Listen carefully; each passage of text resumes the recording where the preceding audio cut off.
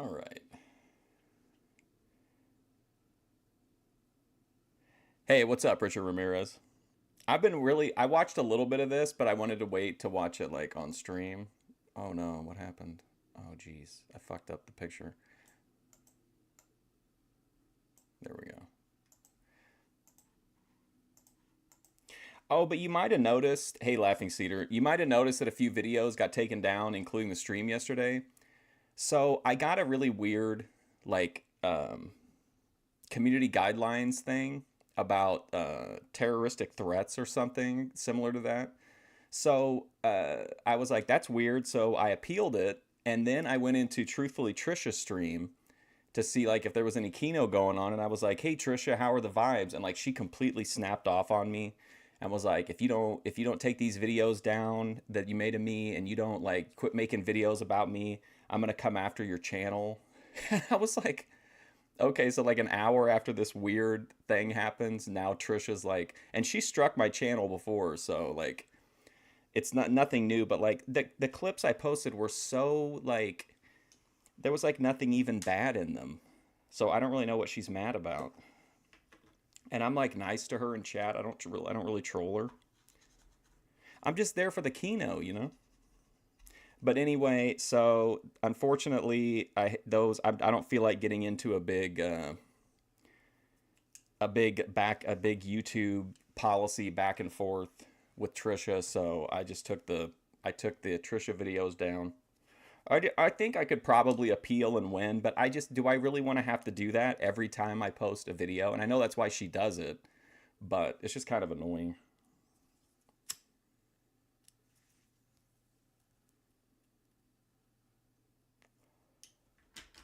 Well, I don't know if you saw the videos or not, but I mean, I don't think they were negative. It was just her talking for a few minutes.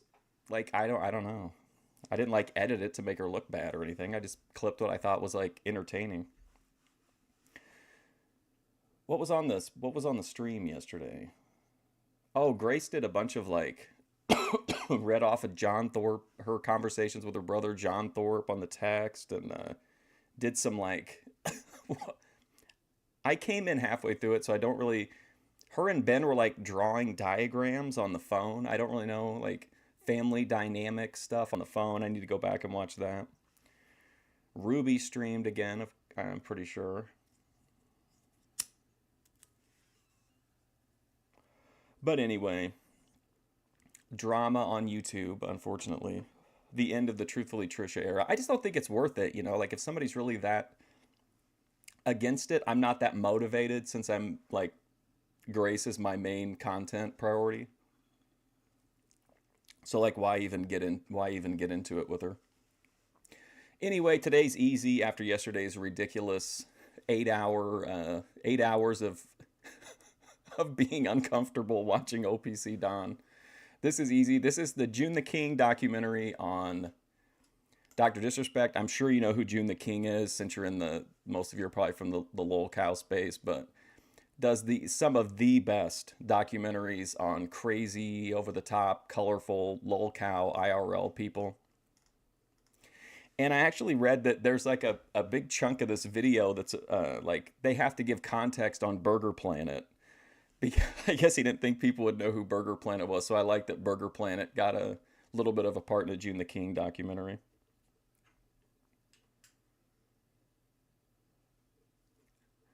So Ruby came in and tried to snipe the viewers. Oh boy.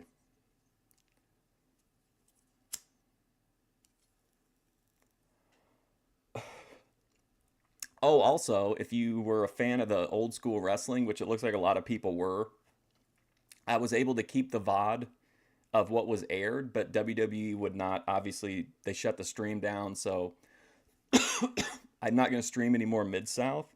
But I did find some like old Memphis videos that are on some random account, and I know WWE doesn't own the tapes from the Memphis territory, so that might end up working.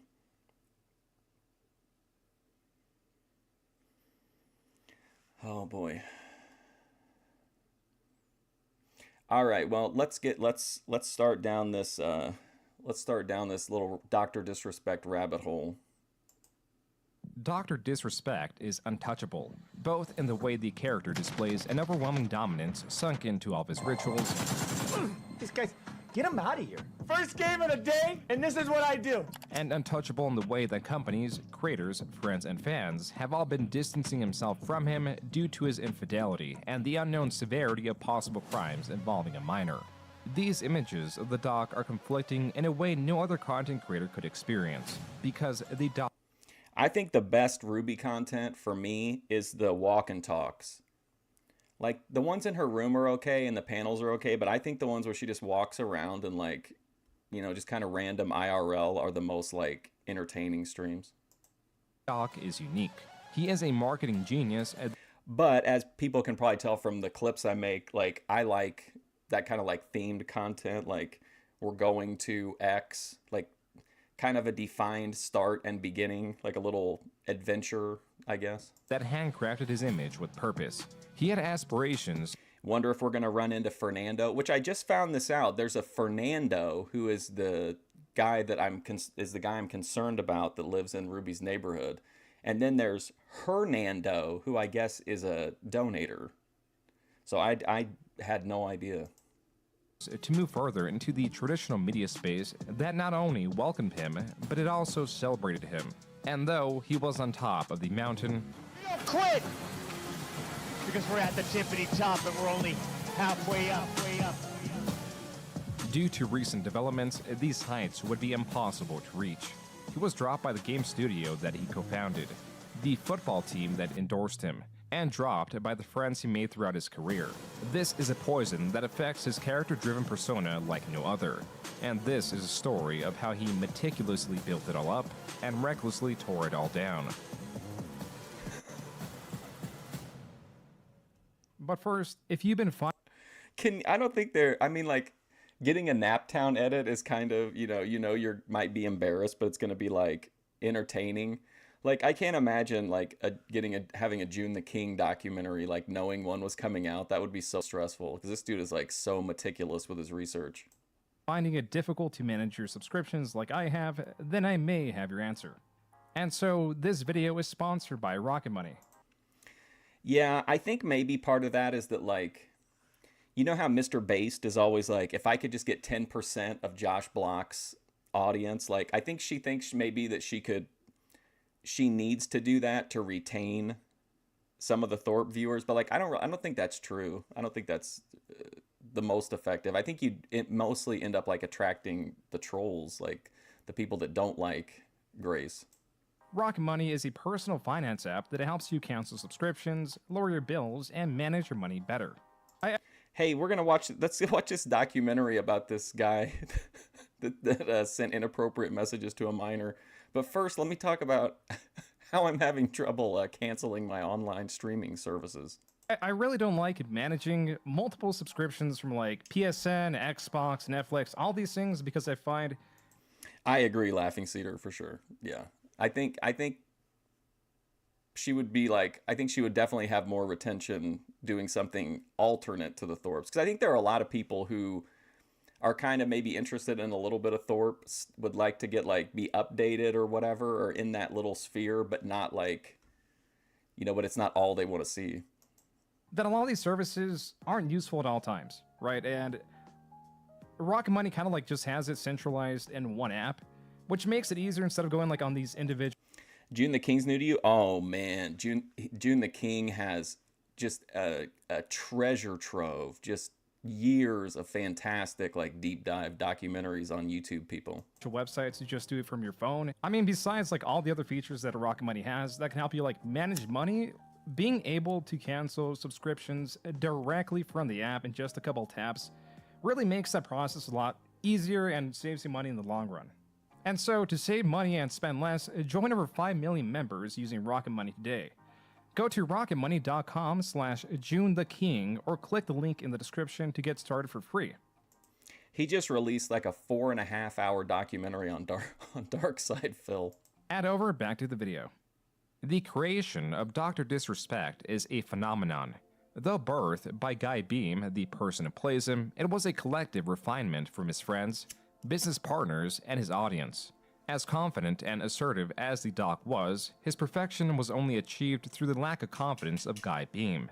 This instilled the need to seek improvement on the basis of feedback that he applied astoundingly well, which assured his success. To this, the precursor of the character cannot even be found on YouTube. The origins of the Doc was a character that Guy would put on during his matches of Halo 2. And another thing I have to say about Halo, which, by the way, Halo 2, was it was the first game where you can play somebody, a competitor, compete against somebody, and actually talk trash if you're within the vicinity of the enemy. Boom! That's when it all started. So hey, what's up, Richard? So the like origin of Dr. Disrespect was like proximity chat, essentially. Like finally you could talk to like people other than the people in your squad. Like you could hear the enemy when you were close to him. And so, you know, I Hey Richard, I was just talking about that. Somebody told me that there's like a pretty significant Burger Planet section in this. I developed this reputation of talking trash through Halo 2, and I had a team that would follow me around because they just enjoyed, some of the things I would do humorously. I just didn't go around and go, F this, F you. It was more like I got into a character online, and people really started to kind of follow me. In fact, I had my own little clan on Halo 2, which was kind of funny. This was the core of his character. It was an attitude of domination that, as per the mention of Halo 2 that was released in 2004 and Call of Duty that was released in 2005, meant that this character had... Oh man, Halo 2 multiplayer. That's a dagger right in the heart. Ugh. ...a captive audience, a following that grew into a gaming clan. Then, through the convincement of a friend, ended up on YouTube. We're hanging out at my buddy's house, and they said, hey, we should make, this guy a character, like, because we're always into filming stuff, like stupid stuff. But no, we just went to the store. I went to the store, grabbed it, and that night I got the scopes, the black steel, and then we filmed something, and I had a little bit of gameplay. And on my YouTube channel, it's called Doc's First Video, and that was like the first one. Mm. People've got to understand.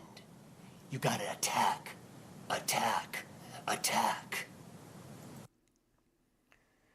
Halo 2 was oh man, like it's probably like nostalgia glasses, but I just remember that being like a transcendent experience. Even if you were only playing it locally, like even on like a LAN, it was just such a like exciting thing.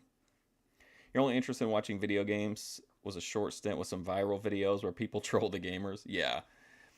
When I streamed on Twitch, which was a long time ago, but like they didn't even have just chatting. Like you couldn't do this. There wasn't a way to like, if you streamed yourself reacting to something or you streamed just chatting with your people, unless you were like a part of the partner program, then you could do anything you wanted to. But like if you're just a regular like, plebe, they would like actually like suspend you for just sitting there chatting. So like things definitely move forward. Like once I was able to like do more of this instead of playing video games, that's what I did. But I do like playing video games, but I just feel like you're so limited because unless you're really good at a competitive game, you're pretty much got to interact with chat, and then you have to play the game, and what if it's a boring part of the game? Yeah. But don't get him mistaken. Certain individuals you don't attack, you run from. Because what I'm talking about, what Dr. Disrespect's talking about, is some pain deliverance. The latter clip was from Doc's first video. The choice on how the Doc looks is undoubtedly derived from Guy's own upbringing. Born in 19... Like that was even like before you were allowed to do like bikini streams. You'd get shut down for doing a hot tub stream. Like I remember when the just chatting thing came up and everybody was like, that's it, it's the end of Twitch is dying, the thoughts are taking over. 1982, he grew up in the same decade that movies such as Rambo, The Terminator, and Bloodsport released. The characters in these films are remembered for their masculinity Oh man, I love Bloodsport. Great movie. And iconic appearances, like Rambo's mullet and the Terminator's sunglasses. Two things that, whether derived from this work, are both tied to the 80s. But certainly, the Doc drew inspiration from Fender from the 1980s. Hey, Brady. Yes. Good morning, Grace.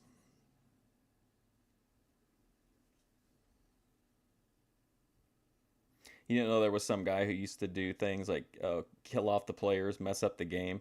I like it when people do that to Wings of Redemption. Like all the people that make him mad find him in Battlefield, and then like they'll just throw smoke grenades everywhere he goes, and like it just turns into a complete like cluster. But it happens like every day, so it kind of wears out after a little while.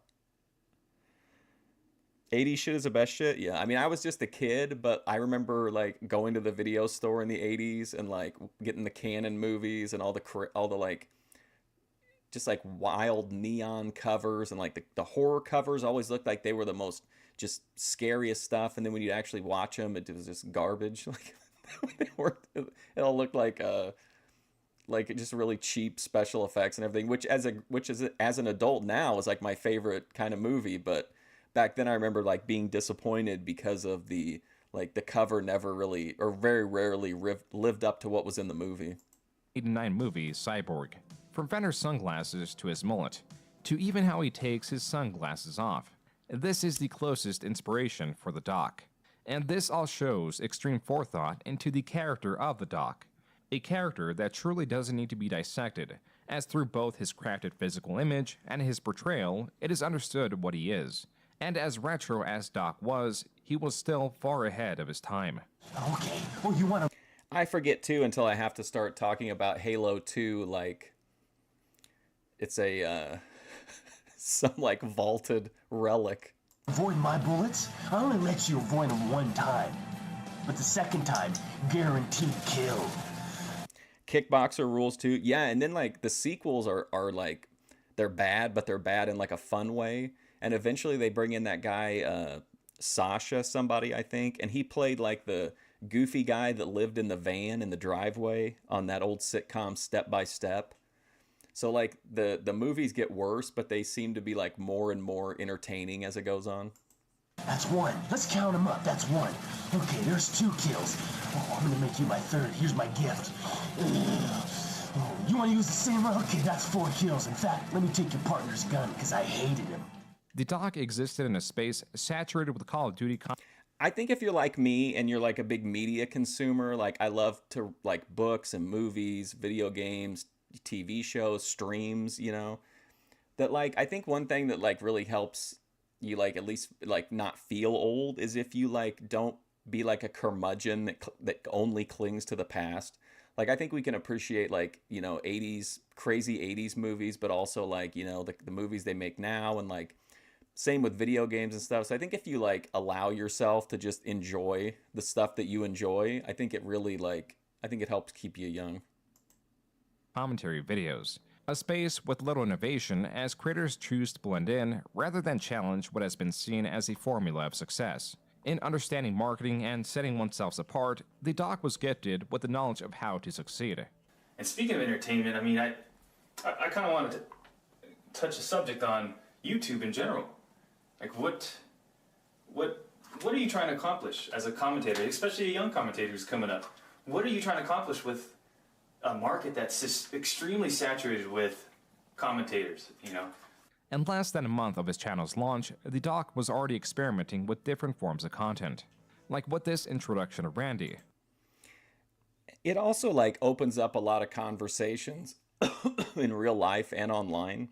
If you're like at least somewhat informed on like what's going on in the, you know, sectors of entertainment that you like, then it's much easier to have a conversation with someone of any age. If you're kind of like somewhat YouTube savvy and you're paying attention to movies, then you're not one of those people who's like, oh, skibbity toilet. That's what most people think of when they think of like out of touch old people, or the people who are like, yeah, I don't know about that Fortnite and the skibbity toilet. Likely a friend of the Doc's who made his debut in a video sporting an iconic red bandana while staring down a treadmill.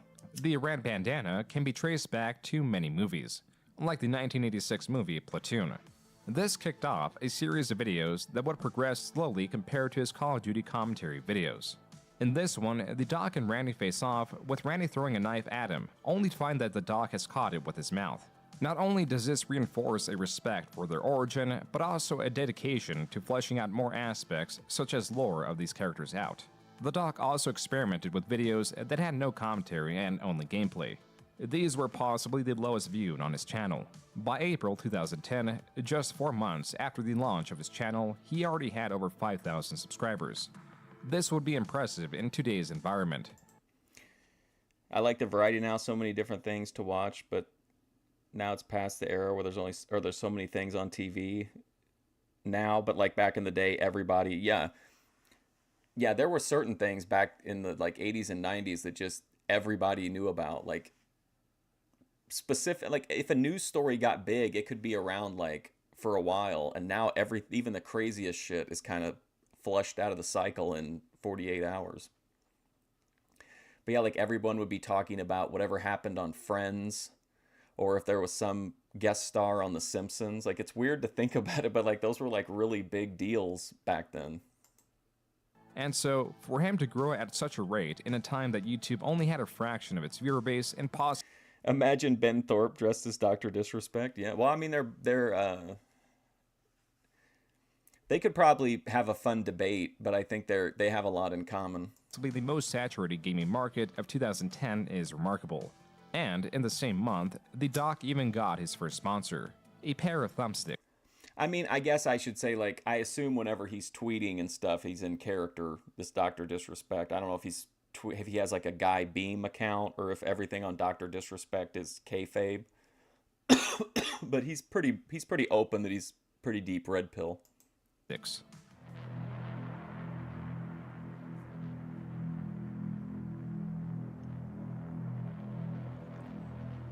Control Freak offers you the ability to pop it on your controller and never miss a hit in the game. Despite this dedication to the character, Guy was not always in character. This player wears his special edition Modern Warfare 2 night vision goggles when he plays. And you're probably thinking, well, why would he do that, Doctor? His original speaking voice sounds like my impersonation of Dalmatian Dog. Well, I would too if I played until 5 a.m. on a Drooling all over my floor, man. Jesus Christ. This comes from a video of outtakes from a series of question and answer videos. In this same video, a woman who appears to be his wife is alongside him. All this work was paying off. By September, he had jumped to 29,000 subscribers and was slated to begin earning money outside of sponsorships. There was just one issue. I'm asking all of you if you can do the doctor a favor and click anywhere on this video. Once that happens, it will take you to... Yeah, that was kind of a theme I think later on we might talk about, Richard. I think anytime, no matter what the group is, I don't want to get too much into it yet. We get to see his, like, how he reacts to it is very telling to me, but I think it is weird when people put ideology above personal, like, above obvious like threats to your community. But it's, unfortunately, it happens in pretty much every sector, even non-political. To my application for the premier director position with Machinima. Yes, I still don't think he still doesn't debate the fact that he did message, that he, quote, inappropriately messaged a minor. That's what he's admitted to. And I don't know if you've seen his reaction video when he came back after it all came out, but it's really out there. Respawn. Once you get to that video, the doctor wants you to leave a comment. Positive comments are preferable. This archaic selection process... Yeah, it's one thing if there's an allegation. It's another thing when the dude straight up sends out a tweet himself saying, I sent inappropriate, that he sent inappropriate messages to a minor, and then all of a sudden, like, he's editing that post, like, over and over again, removing certain words.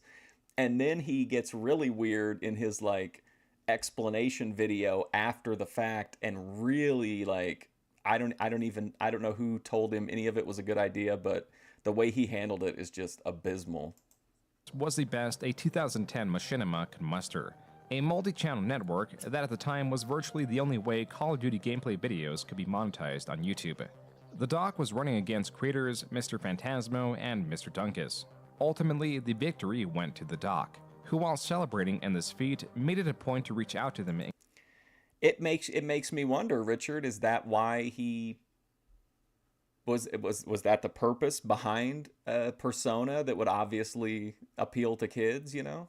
In kindness and out of character. Mr. Phantasmo. Hey, what's going on? I thought I'd break out of my character and kind of shoot you more of a personal message. You know, obviously with a character such as the Doctor character, you know, who's kind of portrayed as the villain of the community, you know, I expect that, and it is expected. So, and to kind of follow up on that, he is a character. So if you see any negative comments that I leave on my channel that maybe propose... And that kind of speculation is there because of how poor, in my opinion, because of how poorly he handled his response. Like, he could have given definitive answers, he could have given receipts, and instead, like, I don't want to get too much into it because we're going to listen to it, but I'm sure it's in here. But it was just absolutely wild. That are directly to you, they aren't. I mean, to be honest, they really aren't. Guy then offers to do a dual commentary video as himself. Yet, the doc's video, directed towards the other former competitor, Mr. Dunkus, is more valuable to understanding Guy than just talking out of character, because it exposes how he was viewing YouTube. What you're doing right now with your channel, and a lot of people take this for granted, but you can almost consider your channel a resume for where you want to eventually go if you're really serious about getting into this industry. And what you're doing with your channel, Dunkus, is perfect. It's perfect. It's perfect in a way that you're demonstrating the strengths of your resume. You're demonstrating that you are capable with the experiences from the beginning to where you're at right now. It shows that you can actually build an empire, essentially. You can build a community based off, you know, what you supply in terms of the entertainment, what you supply in terms of the knowledge of and passion of basically demonstrating your knowledge and passion for video games. Guy, in both understanding the environment he was in, informing his image and channel to benefit him in and outside of YouTube, is a reason why his rise was not luck. It was not an accident or happening without his desire. He was so dedicated in expanding this quote-unquote resume that even the character of the doc was just a stepping stone. It was clear. You can't see his wife wanting to stay around after this. I don't know. He cheated on her like multiple times, and I don't know if they'll talk about it in the documentary. And I'm not, to me, it's not about it's not a political or even a social issue, but Dr. Disrespect is very openly anti-trans. And one of the people that had come out about him cheating with was a trans woman, which I think is, you know, it doesn't affect the cheating, but I think it says something about Dr. Disrespect that he's projecting this persona, this red pill persona that, you know, protect women, protect children, you know, nuclear family, all these traditional values, and yet behind the scenes, he's living out, you know, this degenerate lifestyle. Like, and cheating is cheating, you know, whatever. It's different when you're messaging a minor, and it's also just seems sleazier to me whenever you're preaching one thing and you're doing the complete opposite in your personal life, even though the things you're saying are like influencing people and impacting people, if that makes sense. He had aspirations to enter the game design space to some capacity, and this was just a project to demonstrate the successful applications of his knowledge. Add to that, he continued to expand his resume, with videos like the character Randy starring in his own gameplay video, or a series where the doc commented on footage sent in by other players which lacked in the charm and viewership of his own gameplay. But I think the problem is a lot of red pill people see an attack on any of them as an attack on all of them, which makes sense because I think that's like part of the MAGA thing, right? Like, it's like basically one for all and all for one comes all, something like that. They have a saying like that, but it's not an attack on the red pill community if someone in that community fucks up, right? no one can criticize a movement if they're like, hey, we found out about this, we're not cool with it, we're done with it, we're condemning it, whatever. People can't attack the red pill community then, right? Because you're saying, hey, this guy went against everything we stand for, and that's it. We're not going to condone that. The criticism of the red pill space, or wherever the person is, even if it's on the left, if they're a cop, if they're whatever, or a priest, it's always going to be. Oh, now I'm really high and I got off track. I can't remember what I was saying. Oh, but it's all in how you handle it. There's flawed people that that fuck up and make mistakes, and all the time. So that's going to happen because no group of people is going to be perfect. So it doesn't protect your movement to protect the worst people in your movement. That's what makes your movement that's what can make a movement look bad, in my opinion anyway. But as momentous as 2010 was from his debut to partnering with Machinima in 2011 after announcing premiere director day for Machinima and posting a few videos on the newly released Call of Duty Black Ops, he disappeared. Likely to one of Machinima's many channels that are now lost as the company is now defunct. Though he came back. Hey, Junk, you watched too many lives yesterday, wasted your day? That's not a wasted day. Yeah, it's terrible optics.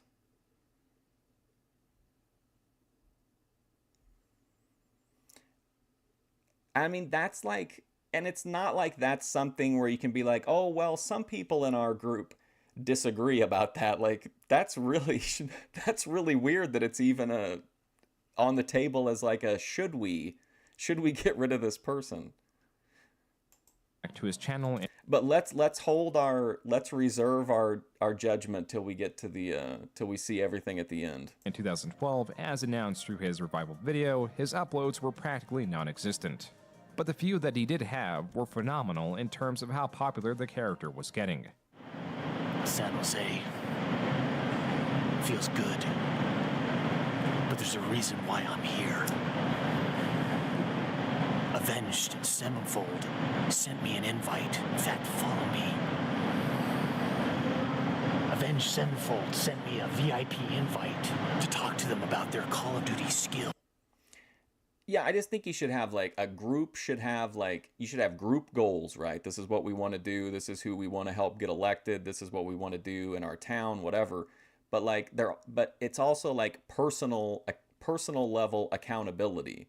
And when you have it's just like in armor, right? That's the old saying. If you've got one weak link in a chain, that's the limit to how strong your chain can be.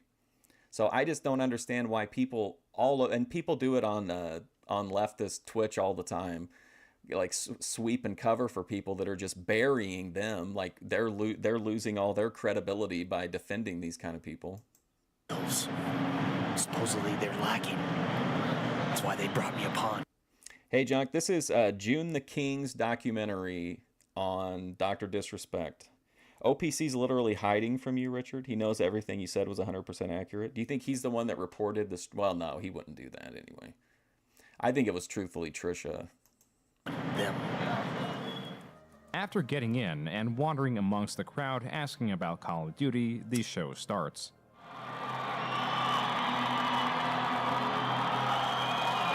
Has anyone seen that 6'8" dude with the mustache and the Xbox fucking headset? That's Dr. Disrespect, the biggest villain in all of our country. And he is at our show tonight, and I think he wants to challenge me to a game of Call of Duty. That's a big motherfucker. Wait a minute. Thorpe redemption arc idea, okay? We've talked about Liquid Ben, but somebody said earlier that it would be funny to see Ben cosplay as Dr. Disrespect. What if Ben becomes Liquid Disrespect and starts stalking I'm saying this comedically, by the way. This is an obvious satire. But Ben could surprise interview him places and cut promos on him dressed like him. I think that would be so funny. Who are you? Call of Duty.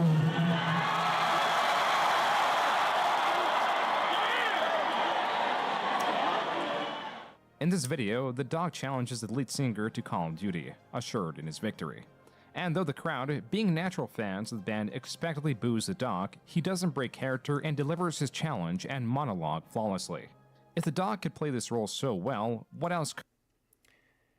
You're making power slides that unequivocally prove that he doesn't have 3 successful channels. You're going to include all extensive research via reverse image searching and facial recognition. So I'm here for the OPC Don Truth Symposium.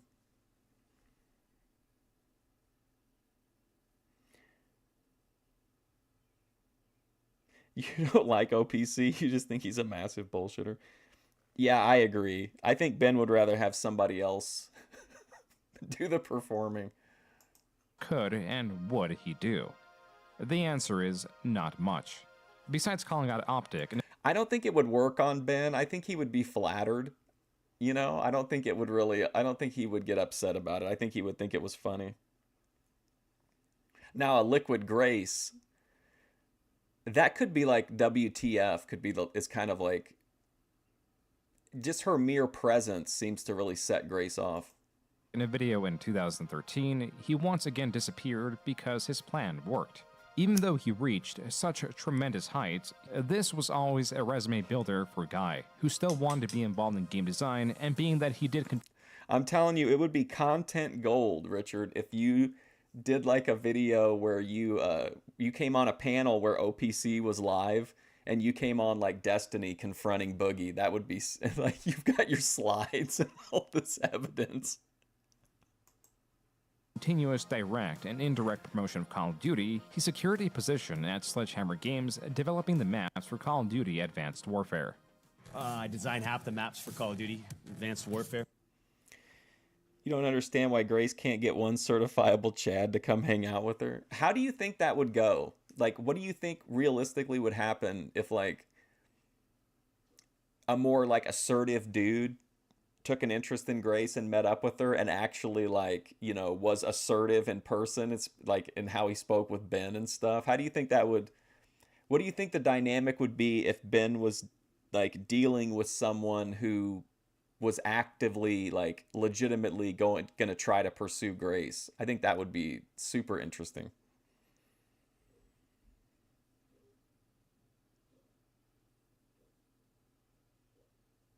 Liquid Grace, yeah. That sounds like a great strain of weed. Solar, Horizon, you know, Instinct, Ascend, Recovery, Site 244, the Clown Hotel map. I just don't want to get into it. Liberty Island, the one with all the monkeys at the end, it's DLC 4. The doc describes a passion for working on the game, but a great dislike for what he calls the politics of the environment. This could be the lack of control. OPC is going to come in and he's going to be like, hey, Reptilian Richard Ramirez, I'm being told that I should come in here and tell you that I'm not going on any panels ever. In the projects he's working on, and or the need to navigate through various different departments for approval or other less appealing, not creative aspects of the job. Throughout this all, he was keeping an eye on the creator scene. Sure. Yeah. No. I mean, going back to just like building levels. One of the things, you know, you always have your one monitor, your two monitors for, you know, sort of the engine you're working in, and then you. I'm gonna cultivate the first batch of Liquid Grace cannabis. I just got to get the right scent and flavor profile. Here's your third monitor. On my third monitor, I always had like Summit 1G up on the live stream. I'd be watching. You didn't know Dr. Disrespect did some of the maps for COD? Yeah. Yep. I think he worked on, what did they say he was on? Advanced Warfare. I'm pretty sure he worked on. To play the old Halo games, you know, because he was so good at it. But there's just a draw to just like have that, and I could just look up every couple moments. Oh, it's 30 to 35. Game goes to 50. It's just kind of getting close. Now my attention's up here. Like, so the whole streaming was certainly an outlet and an entertainment. He gave Ava kind of a little bit of an interview cycle, man, but it was entertaining but not informative. and I think he's popped up here and there. Unfortunately, my stream got taken down yesterday, but I didn't interview him per se, but I asked him some of the questions I wanted to know. And he had basically said that, like, he and Grace, that Grace had pressured him to pretend to be in a relationship with her on stream. And then he said that he didn't know how to perform that. He didn't really know how he should react, and that's kind of reflected in his behavior, because he's either incredibly awkward being quiet and distant from her, or he's like hugging her, and that's weird too. Well, I talked about it at the beginning of the stream, but after the stream got reported, I appealed it. But like maybe an hour later, I went into Truthfully Trisha's stream, and it's probably still up. I don't think she usually doesn't take her lives down. But I just went in there to see like what was going on, and I was like, "Hey Trisha, what's the vibe?" And she was like, "Mark, I do not know you. Take all these videos down, or I'm coming after your channel," and dot dot dot. And she struck me like one other time, so I was just like, "Are you serious?" Like, I just think it's weird that would happen. Like that the video that stream would. The only thing I can think of is like the OPC with the guns, but like, what are the odds that somebody's going to see that and report it? But I just thought it was weird that like literally a little bit after that, I went into her stream, and then she immediately like jumped on me talking about going after my channel. Am I sure OPC wasn't reporting? I don't think so. He seemed pretty open when he was in here. He wasn't being an asshole or anything. He might have been lying, but he was pretty nice. Type outlet. There was a feeling of achievement as his work with the doc and work in the background and understanding the industry was finally paying off. Yet his ignorance of the space was coming back to drag it all away. There was it felt like, oh, I worked on Call of Duty, I should be able to pick up a job relatively quickly, just based off that experience. Little game called Call of Duty. Yeah, and that wasn't the case. It was The reality was Guy was quite expendable in this case. He found great difficulty securing a new job, which is when he came to a... So needless to say, that's why the Truthfully Trisha clips are no longer available either. Crossroads. I had probably 7-8 design tests that I went through, multiple interviews, and it was just it became this strenuous process, very stressful process for months. And again, I mean, it came down to this one company up in Washington, but at the same time, there was just something about... No, it's not really worth it. I mean, Trisha has a lot of people that are really negative toward her, so I understand if she doesn't, like, if she has an issue trusting people or something, but the clips I put up were completely... they were funny, they were Kino, like, content, but it wasn't anything that, like, it wasn't degrading her or anything. It was just clips of her saying, telling funny stories and stuff like that. But, like, she's got it's just not worth it. I mean, there's so much other content out there. I don't want to get into, like, drama with other channels. Meeting submit, and the timing of that. Guy was offered a position, but he would have to move. But he was also offered a space at Boom TV, a new company that sought to enter the growing gaming environment, not through game development, but through creator marketing and helping run things like tournaments or develop tools to assist audience members to get close perspectives within like, and I could even, and I mean, she has trolls, like, kind of like Grace has, that, she's got pretty intense stuff. But, like, if someone's just making, like, I feel like people would watch the clips that I put up and maybe want to go and view that person. Like Vegan Patriot, I see her in my, when I get my weekly report, her little logo is always on, like, people that visited my page. And, I just put up stuff that I think is funny or entertaining, and sometimes they do look silly or whatever, but I'm not doing, like, sometimes in the analysis we'll talk about serious stuff, but most of the clips I put up, they're just interesting moments. I don't think they are, like, especially the ones about her, about Trisha, they're not anything terrible.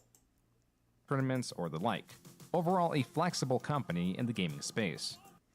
I didn't see the VC, Doug, but I heard about it, and then I saw the clip that Ruby put up, and then OPC Don said he has like 13 minutes of it, I think, but when he put it up, I think that guy the stalker guy sent him a message and said that if OPC Don didn't take it down, he was going to leak a whole bunch of more stuff.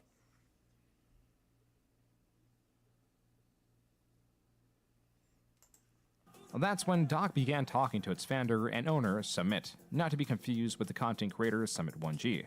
Or there's this Sumit who's very energetic, passionate, very successful himself. He's got this idea. It kind of falls in the same. Yeah, I mean, I think so. I think if someone's clipping your stuff, I mean, unless it's someone you know personally who's stalking you or whatever, the person has to have some kind of interest in you. Like I've seen, you know, the King TL video was up on Cellulite.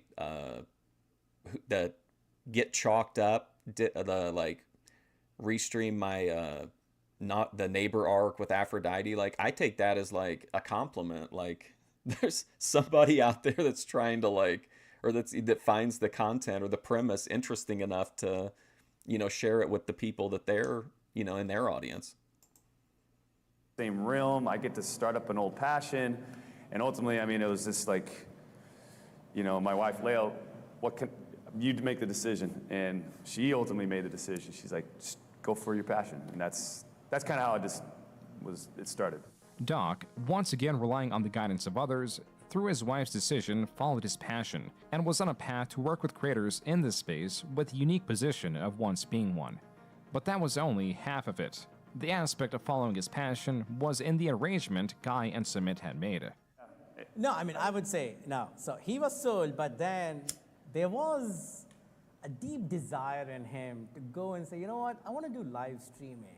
Okay. So do you mind if I just do that while you guys figure it out? Well, that was part of our sort of our arrangement with him bringing me on as sort of like An advisor. an advisor was to go out and learn the industry. For sure.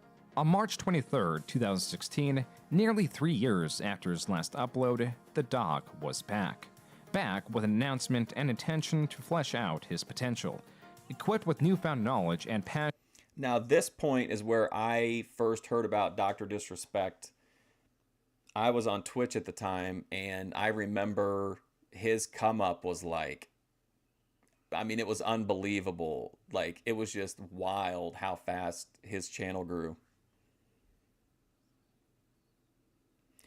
You think the only guy Grace actually likes is Spicoli?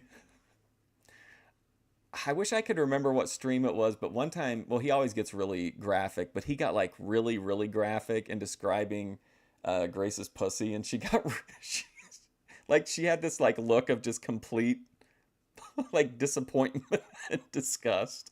I can't remember which stream it was though, because like trying to find a specific Spicoli rant is like almost impossible. He again, like when he entered the Call of Duty commentary space, had an edge on his competition. Rush Limbaugh burner account, you just care about the bathroom stall picture from this story? That's got to be in there, I would think. Or did they, maybe it'll be part, I don't know. I would think so. It was a big deal at the time. We're here permanently, and we're not leaving. So let's come together, reunite, and let's dominate the year 2016. Dude, how wild would it be if Dalmatian Dog became Liquid Disrespect? There's another chance to kind of like do a reinvention.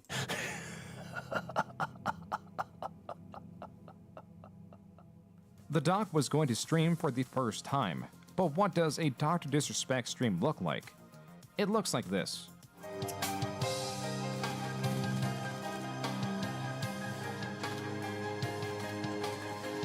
Nice glitchy. The Doc ended up winning the game, but his stream, his attitude was all set up in a way that tried to replicate what his YouTube videos were. From the Call of Duty deathmatch gameplay to the music, the stark difference was his silence, as the Doc with his YouTube videos would first record the gameplay in silence and then layer the commentary over his videos, and he was not very experienced with live commentary. But yeah, that's one of the things about streaming too, is that you're probably playing a game that you enjoy, so like your focus is going to be on it. So you're going to have these big like empty spaces where you're like focused in. That I guess if you had a good community that could talk to each other, but as he was exposed to a larger audience and guided by what they reacted well to, he started dropping the whispery, mysterious voice to one that is easier on him, and one that is more rambunctious, that works better with a live audience, because whenever he would get a win, instead of taking it humbly in a more serious sense, he could celebrate with a more active persona as well as respond to his audience with the same. No, I haven't played. I think the last new game I played was oh gosh, I can't even remember. I've been mostly playing like Diablo 4. Energy. It was this transition overall of refining the character that was heavily noticeable at the time. And for that reason, in the latter half of 2016, the dog was hitting his stride. This is when he got into H1Z1, a battle royale style game, and when he started. I think that's when I heard about him, was H1Z1, when like all of those kind of games were like really big. To wear his iconic like Daisy and shit. like red bulletproof vest. Everything the dog was color-coded in this way. From his green screen bedroom to his dog casting station.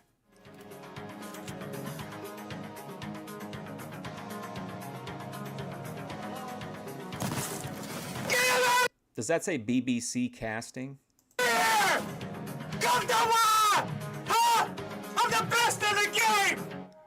The victory dances were also a welcomed celebration. And with his Nothing wrong with that, Richard. continued streams came memes and the like. Catchphrases that through the words share no significance. Though through the doctor's performance, something as simple as the name Raul could captivate an audience. It's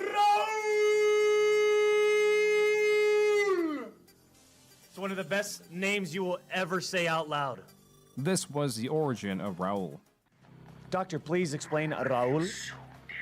Raul is... I'm baffled by this. I remember thinking at the time, at first, I was like, oh, this is kind of neat. This is it's like a Francis Boogie thing, right? Like when you watch primarily, you're going to be seeing whoever this guy is that was this developer, and he helped on the Call of Duty map. So this guy could give really interesting commentary on, map design, and he probably knows how to take advantage of, little things on maps since he built them into his maps. And then every once in a while, maybe we'll get this like Francis type, Spurg out character. And when it was like always this character, I was like, it just didn't work for me. Like it's kind of, it's like beyond goofy. a soccer player that played for Real Madrid, who I used back in 2006-ish, 5, 6, 7-ish, playing FIFA online. And whenever he'd score, I'd make sure the other guy, the opponent, would hear me say, Raul! This leads to a very unexpected. I think my issue with it is just that, like, once you get past that, like, initial, like, 80s, 90s nostalgia, there's nothing else about the character that's... It's just like, oh, this guy's like an 80s, 90s action movie character, but they don't weave in all that stuff into the actual content, into some of, like, the promo videos, but it just seemed like way too gimmicky for me. Element that works well with this 1989 Gillette commercial. It's what we've always done to let the best of them together.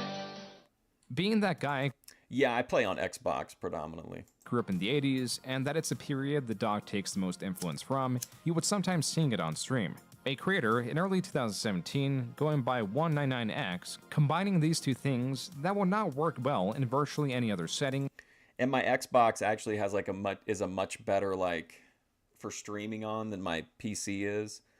So, like, if I ever did when I did video games on Twitch, I could do it straight through my console and get like much more consistent performance. It made a song that the dog reacted to. Raul!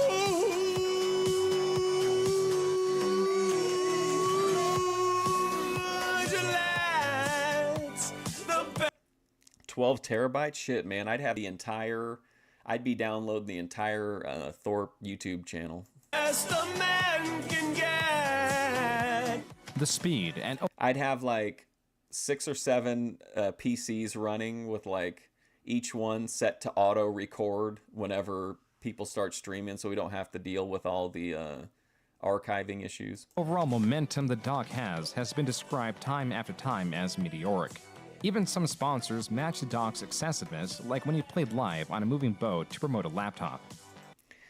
Kind of along those lines, there was I can't remember what her last name was. Her name was Marion something, but there's a movie about her, a documentary that's called The Recorder. This woman back in the day for like 20 years or something was recording everything. Like, and you got to remember, for a lot of that time there wasn't cable, so there weren't that many channels, and then, you know, every like town had different channels, but she was recording the programming on like every channel on TV 24 hours a day. And there was this huge archive of VHS tapes. Like I said, the documentary I think is called The Recorder. But it just talks about everything that's on there. And it's like, I mean, you can't get a more detailed look at like American history from that time than to have access to literally all the media that was available. Like, you couldn't even, I mean, it would take, to even just watch a portion of it would take like a lifetime. It's just crazy to me.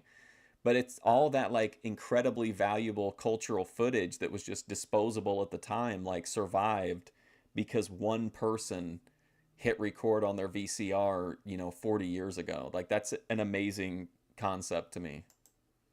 His character is something of a phenomenon. Even describing him is a ritual, where his mullet is a bulletproof mullet. His mustache is an Ethiopian poisonous caterpillar. His sunglasses are not sunglasses. They are Google prototype scopes with built-in LCD LED 1080p 3D Sony technology. He is the two-time Blockbuster World Champion, which is when he won a few games at a local Blockbuster, but the story has been enhanced with additional details to make it more entertaining. And through his culture, like his gravitation towards synthwave music and his calling out of other streamers, virtually every streamer was hearing of him. In the second half of 2017, he was averaging over 20,000 live viewers. The doc was finally realized. Even just a short clip of him taking off his equipment to unravel some of his mystery has nearly 500,000 views. His achievements were very tangible. So the winner is...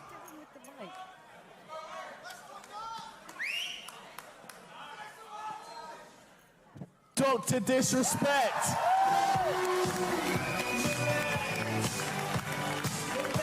Can you imagine going to something to be like honored for your profession and like the hard work you put in, like, you know, slaving away on being a coder or a tester or a, you know, whatever, and then this guy shows up looking like this, like, and I'm like the world's biggest Andy Kaufman fan. I love sticking to the gimmick, but like, this is just so, it's just so fucking goofy. He is back on YouTube, but demonetized, yes. But he did say that he was reapplying for monetization, but I think that takes a little while. But I gotta appreciate Nurse Disrespect over there. Like, look at this. Like, what the hell? Like, this is... Come on, man. It's hard to knock him because he got extremely rich from doing this, but I just... I don't understand it.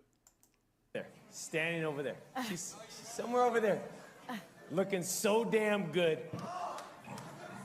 Let's dominate. Violence, speed, and momentum, and guess what? We're at the tippity top of the mountain. But we're really only halfway up. Let's do it, baby! Thank you. At the same time, the doc was drunk, appreciating his wife, known to the internet as either Nurse Disrespect or Mrs. Assassin. The doc was... Wait, did they say he was drunk at that? Like, maybe that could explain why he was so awkward, but man, why would you get drunk when you're being like... I don't know. Cheating on his wife. This was a poison activating at different points in time. And if the doc and his momentum was the hero of 2017, Guy was the poison. The antagonist that would help bring this all to light would then have to be... I would err on the side of saying that it's tough because when you start talking about minors, it completely changes the game. Like, part of me wants to say, you know, as long as like he shouldn't be able to monetize, but because he's kind of a, you know, again, if he just released the text messages, right, that would clear up a lot of stuff. But like, if you think someone is a danger to a minor, then then you can't platform them. I don't feel like freedom of speech is overridden at that point in favor of, you know, general safety. Because he admits it. It's not like it's not being debated. It's not an allegation. Like, he's openly admitted it. We just don't know, like, the degree to it because he's intentionally vague. Be the opposite of the. There's such a creepy line, and I hope it's in here. In his explanation video, he says, like, do you know the technical definition of sexting? So, like, if you have to go and look up in a dictionary to know whether or not you sexted somebody, like, come on, bro. Get real. The success the doc embodies. Burger Andy? Who the hell is that? Never heard of the guy. Oh shit, here we go, Burger Planet. And remember, a lot of Dr. Disrespect's downfall got kickstarted because of Burger Planet. Right? His channel's dead. He's a nothing. He's a nobody. Right? He's a nobody. Never heard of him. Why are we spamming that in my chat, huh? Let's focus on me. Burger Planet is a creator known through Ice Poseidon, a streamer known for promoting chaotic and greatly disliked creators. Burger was no exception. Where the doc's character lives in a mansion, Burger is homeless and lives in his quote-unquote vansion. He is often seen consuming alcohol, petitioning those ignorant of who he is for a place to stay, a shower to use, or alcohol to drink. Yeah, I hung out with the Burger enough. I mean, maybe at a later point. No, they're just gonna follow you. Maybe, I mean, that's fine. But he's fucking. I remember somebody, oh my god, made a documentary on Burger Planet, and it was titled The Forgotten Lol Cow. Like, that would be the worst. Annoying, dude. Like, I don't mind hanging out with Burger, just I don't want to hang out with him all the fucking time, which, yeah, he's always around. It's annoying. Then this is Burger at another creator's house. Without the creator's knowledge, Burger helped himself to his food and made a meal, only to be confronted while making and consuming it. And on October 20th, 2017, at the new height of the doc's success, Burger and the doc crossed paths. Fittingly, Burger Planet was streaming. Okay. So, this to me is such a magic moment. These are two people that are basically in the same sphere, right? Doc's a desk streamer and he's an IRL streamer, but they're both YouTubers. They're both live streamers. But these are two people that you would never, ever expect to interact in person. And yet we got this incredible moment. Like, this is why I dream of a Ben Thorpe debate against World of T-Shirts. These, like, crossovers are so good.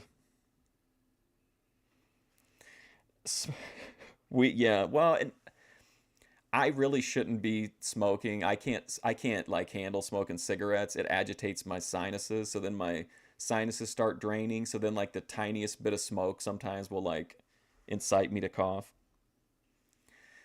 It's just so weird seeing Dr. Disrespect and Burger Planet, and like Burger Planet does exactly what like exactly what you'd expect him to do. The second part of his live stream begins with the moment he was reprimanded for being annoying at a Discord event.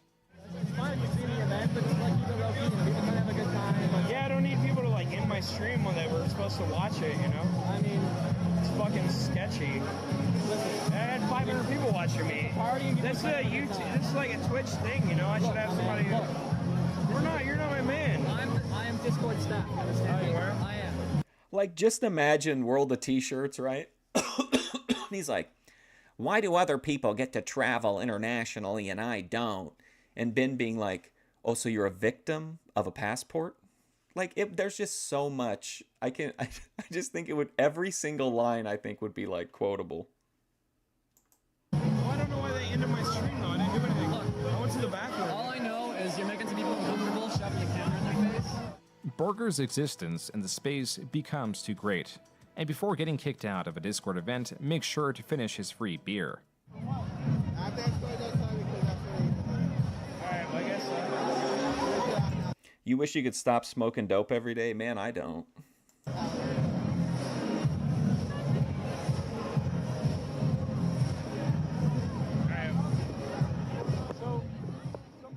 Even outside of the event, Burger cannot make any friends. Hey guys. Can I tell you? No. Oh my god, can you imagine? Like, you're here with a bunch of people who are like super attention seeking, always want to be on camera, always want to be content, and then you're the one person who they're like, nah bro, I don't want to be filmed. I've got a story. Follow me, crazy bro. Don't touch me. Get the fuck out of here. Who's pushing Go. Get the fuck out of here. Wow, I mean, you're in public.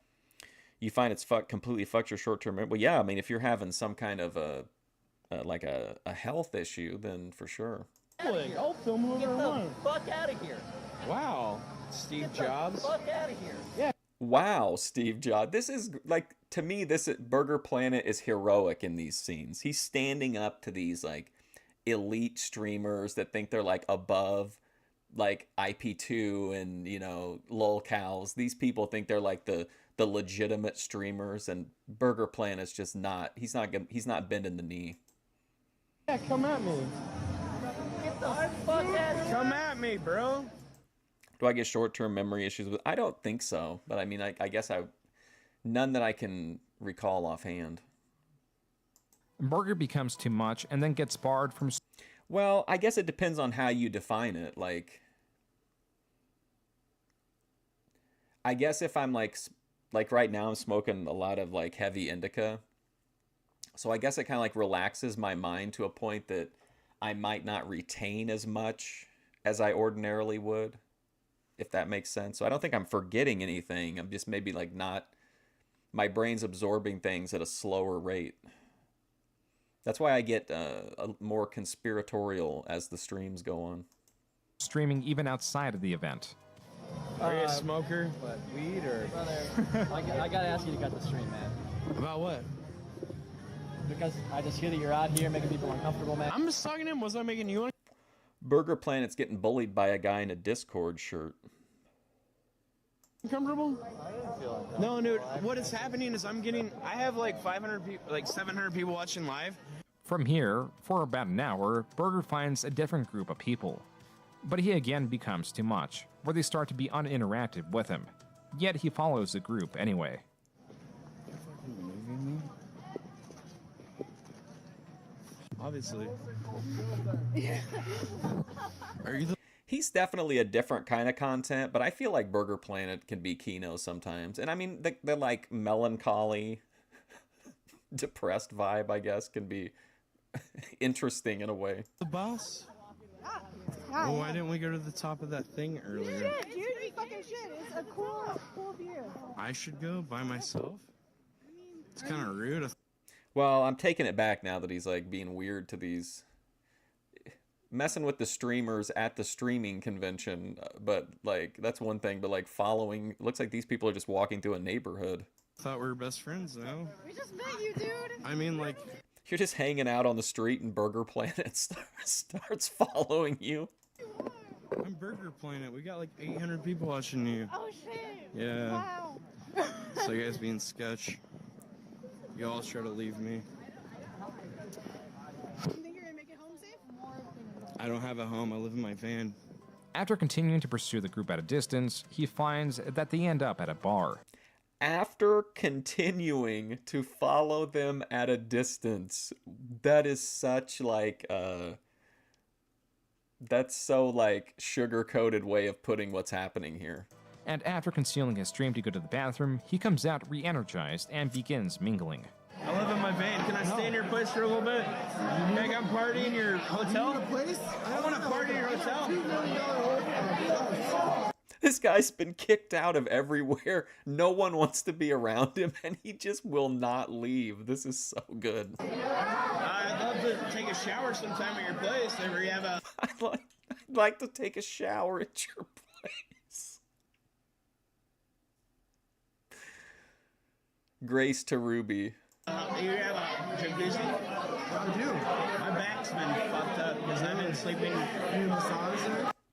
I have not heard the lore about Burger Planet stalking women in New York City, but I'm not, after that last segment, I'm not surprised. Honestly, I do. After a bit of streaming, Burger is confronted.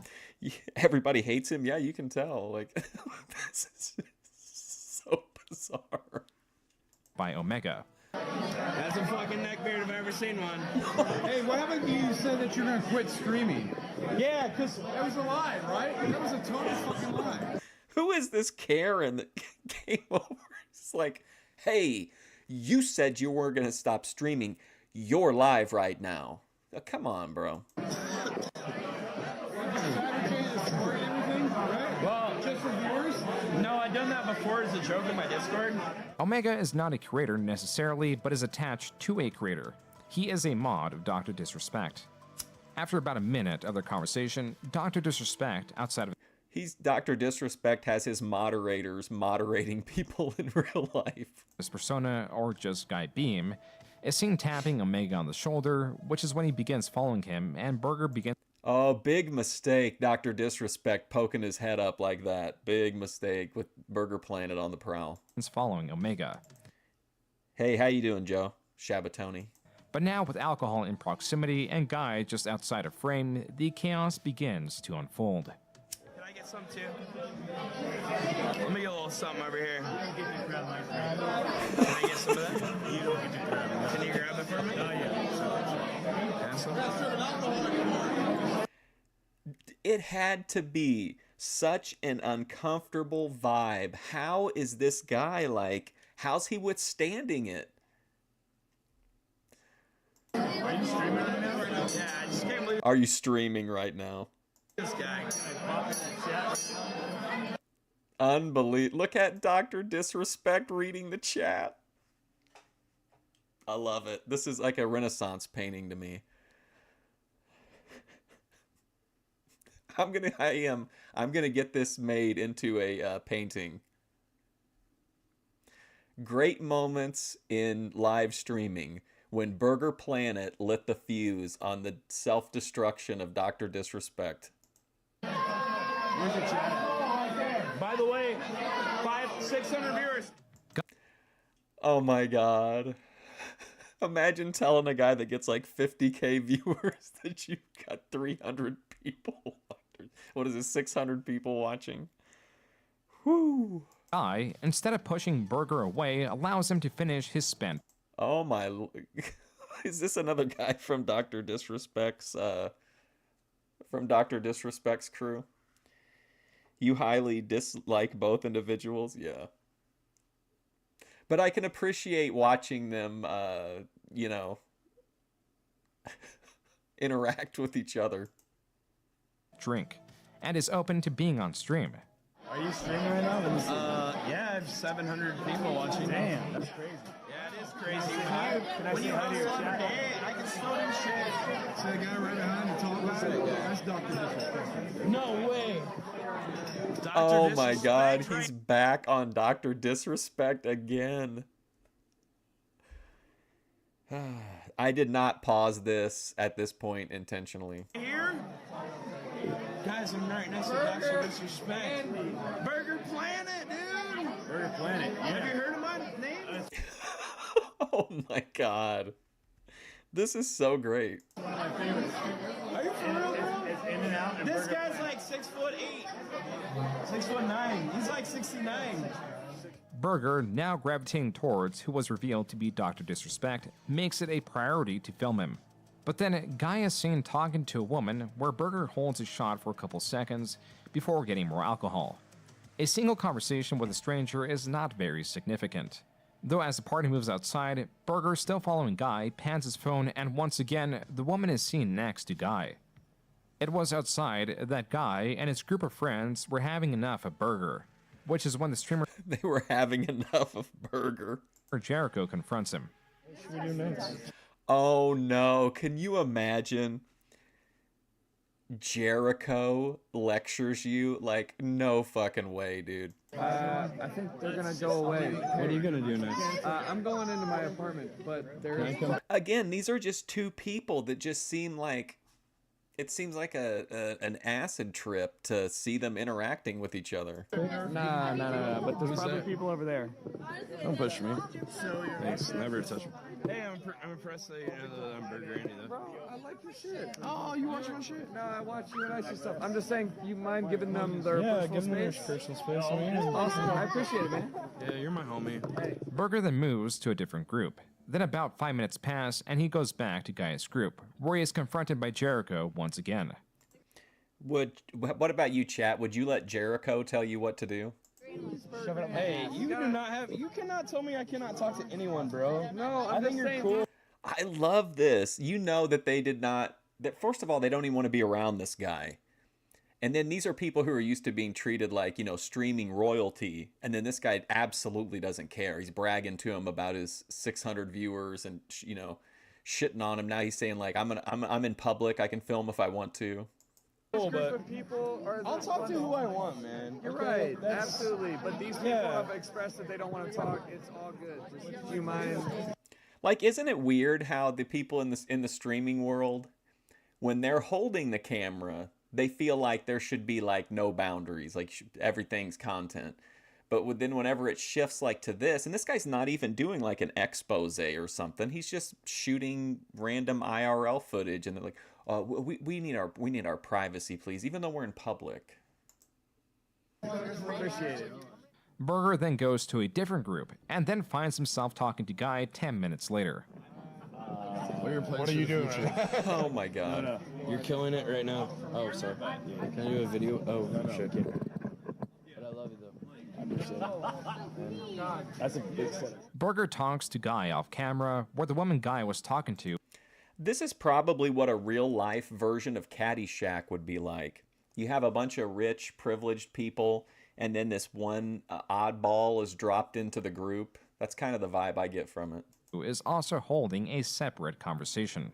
So what do you do? What are you doing tomorrow, though? What's your day like? Gonna be like? You like a fan meet and greet thing? Okay, okay. Cray sounds right. I've listened to some of the stuff. The woman's online handle at that moment was revealed to be Cray Sounds and Burger Planet Stream, a highly relevant name later on. As for Burger, he continued to try to win over Guy. Do you live around LA? I'm in LA, so we want to collab on some stuff. I do stuff at Upright Citizens Brigade, and I've been a writer since 2007 for MTV and a lot of other stuff. And I'm doing my own stuff. Where was the song? Sick. If you want to collab on stuff, I get a lot of different character voices, like over 100 different, just name a character I could. Even after all this, Burger Planet is still like pitching Dr. Disrespect on his resume. Probably do it. Guy had reached his breaking point. No, that's the point. I know. That would be embarrassing. No. I live in LA. Guess we're not gonna collab. Don't ever film me again. Why? Still moving Do me a favor, okay? Our horse team is moving to. Don't ever film me again. Don't ever get me on that. Okay. Do you hear me? What? Don't ever. Hey. What? All right, well, get away from me, man. Don't be on my thing. Don't you ever film me anymore. You hear me? All right, I'm coming over. Well, don't go back into it if you don't want to be in it. 2 minutes later, Burger breaks down in tears. It's like nobody fucking likes me in the fucking world. All of my life, for the last 3 months, people have been telling me they hate me. They've been telling me to kill myself. As Burger bounces back and begins leaving the parking lot of the venue. See, the way that, hey Wilmar, the way that this is presented, where he's saying things that would maybe be against TOS, but it's being presented in an educational, like documentary, public knowledge kind of a way, you know, that lets it get around the TOS. I think that Grace could cover that EFD video clip on her, like, Boit News channel, because that would be Boit News, because I don't think very many people saw it happen live, and it got taken down almost and edited almost immediately. Guy, who is presumably with Cray Sounds, can be seen still talking in the background. That was the last of the Doc's appearance on Burger's stream. Real men don't cry. Well, you and South to West are probably in agreement with that. You don't think that Burger Planet is acting masculine here? Afterwards, Burger wanders around, striking conversation with a homeless man where they both wander the streets before Burger abandons. What a story this is. What an unbelievable arc, man. Gets involved with all these like high-level streamers. He has clips with Dr. Disrespect that he doesn't know it yet, but are going to be like huge in this narrative. He breaks down and cries, and then he has a conversation with a homeless guy. This is great content. Him at a bus station. This stream's value to a wider audience was initially Burger progressively annoying guy. The comments virtually only focus on their interactions. But as it brought more and more eyes and all of the interactions with Guy were analyzed, so was the woman he was with. This woman, Cray Sounds, in January of 2017, responding to who was presumably her husband petitioning the doc to have sex with his wife, stated, quote, "At Dr. Disrespect, please, hello, I'm here," unquote. Whether it was analysis of the stream or any other theory, Guy, not the doc, but just as himself, on December 14, 2017, went on stream. Oh yeah. Oh yeah. We're gonna feast now. Who doesn't love an apology video? Oh yeah. As you guys know, I have a beautiful family and a wife and kid. And I want to be transparent that I've been unfaithful and exposed by Burger Planet. Epic. Stupid fucking mistakes, man. I'm gonna take time off to focus on my family, and so I just wanted to let you guys know that this is not who I am. It's not what I represent. An upload of that 2-minute stream has 4 million views. Conversation of the doc's infidelity quickly swept the internet, taking other aspects into it, like the fact that he has a child. Quote, "This news has affected me more than I'd like to admit." Now, okay.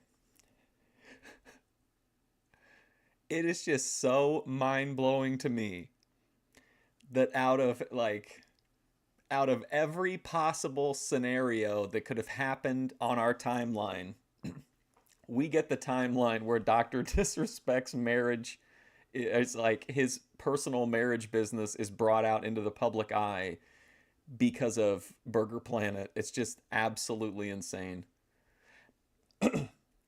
I saw somebody say that like maybe if Dr. Disrespect would have been nice to him, then, you know, he would have taken it down or whatever. I absolutely believe it wouldn't have mattered. I think there was so much attention on like Burger Planet was being clipped at that time. I think someone definitely was like if not many people were recording the live stream. So I don't think that really impacted it, but it's just so ridiculous that of all people, like of any possible like internet like niche person, it would be Burger Planet and Dr. Disrespect. Not because I am a huge fan of the doc, which I am also his age. I am 36. You shouldn't have thought with your penis. I have a wife and 2 kids. The thought of having all that threatened due to my stupidity and reckless behavior / decisions makes me feel sick. I have such sympathy for what his family and he is going through." Unquote. There was also speculation on the unknown length of his hiatus. While some viewers were in turmoil, Burger was celebrating. Well, he always has short hair, Junk. He wears that mullet wig. I don't know if you're trolling me. Hey, Doc. I heard about your little Oh man, Burger Planet even made a response video dunking on him about it. Holy shit. time situation. Not good. Well, if you need a place to crash while your wife kicks you out and takes half of everything you own, you can move in with me in the mansion. Initially, no one knew. Oh man, that had to feel good. The depths of Guy's infidelity and the possible illegal acts, but there were leaks. Doc has been unfaithful with. Don't share this because I have an account for everyone that's in this fucking room right now. Doc has been unfaithful with at least 4 girls on his wife. So there's his trusted, he was the hand of the king, right? And he's saying this is not the only time this dude's cheated. He's cheated 4 times. But then it also comes up, I don't know. Maybe I'll see if it gets covered or not. And I've kept quiet about it. There's one guy right here. And I've kept this quiet for fucking 2 years. That was Omega, Doc's mod that Burger Andy was talking to at the bar, who on his own livestream leaked not only were there 4 women, but also this has possibly been going on for 2 years or since 2015. This was not even the worst of it, but that would not come out. The wig was all, yeah, but whenever he tries to do remember, well, I don't know if you ever watched old sitcoms, sometimes they'd have a serious episode and it would be like, tonight on a very special Webster. And you knew going in, you were going to be, this wasn't going to be a lighthearted experience. I think that's the times that he takes off the shit, is to he's like, hey guys, it's me. I'm not the, I'm not a, I'm not this, Dr. Disrespect is a character that I play on television. I'm here to speak to you from the heart. Now, I fucked around on my wife, and here's how it's going to affect my content moving forward. Out until years later. It is unclear if Doc's wife does know about this that way we knew we were supposed to take him seriously. Specific instance. Even though the timeline matches up that it was all at the same time, it is still unclear if Doc's wife knew about the minor or knew about this specific girl. Yeah, they covered for him for 2 years. That they would have told for sure. They would have told him exactly where he was in the RV as soon as the cops got there. Girl, but she definitely knew about several other women that Doc either linked up with or tried to. Oh, think about that. Even OPC Don kept, he even kept from snitching. To link up with, because I have seen text messages from his wife to other women calling them. And I just want to say this. I don't think this situation, while it is, I can see why people would look at it and say, oh, this guy's a terrible person. He's cheating. He's unfaithful. He's cheating on his wife. But I personally don't think that should have any impact on his ability to monetize his content beyond the fact that there may be a sponsor who says, hey, look, they may have a morality clause in the contract, or they might say, hey, we're not going to renew with you because we didn't like the negative publicity. But there should be, getting demonetized on YouTube or Twitch because you cheated on your spouse is ridiculous to me. Whores and being extremely upset with them. That was Slasher, someone who years later teased at the depths of what the Doc did. For now, speculation around who these other women could have been was constant, where the Doc was still absent. His absence lasted for over a month and entered into 2018. And then finally, on January 19th, he broke his silence. And we formed a new club. You thought it was a disguise so no one knew how he looked? No, I think I know at least on some social media he would be more open, and then also when he would interact with legacy media or big outlets, he would go on as Guy Beam. I call it. You're still not sure if OPC Don was adding a tracker to the RV the first time he met Grace? Spent way too much time, too long back there. In South to West, you think 100% he added one?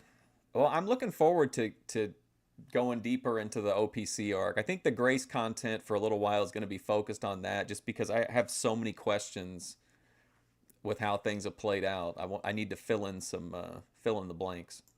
The Champions Club. Doc 2.0. He was always worried if covers and stuff were put back on property. Yeah, that's suspicious. That's kind of weird. Coming soon. By the way, did I mention my wife's an assassin?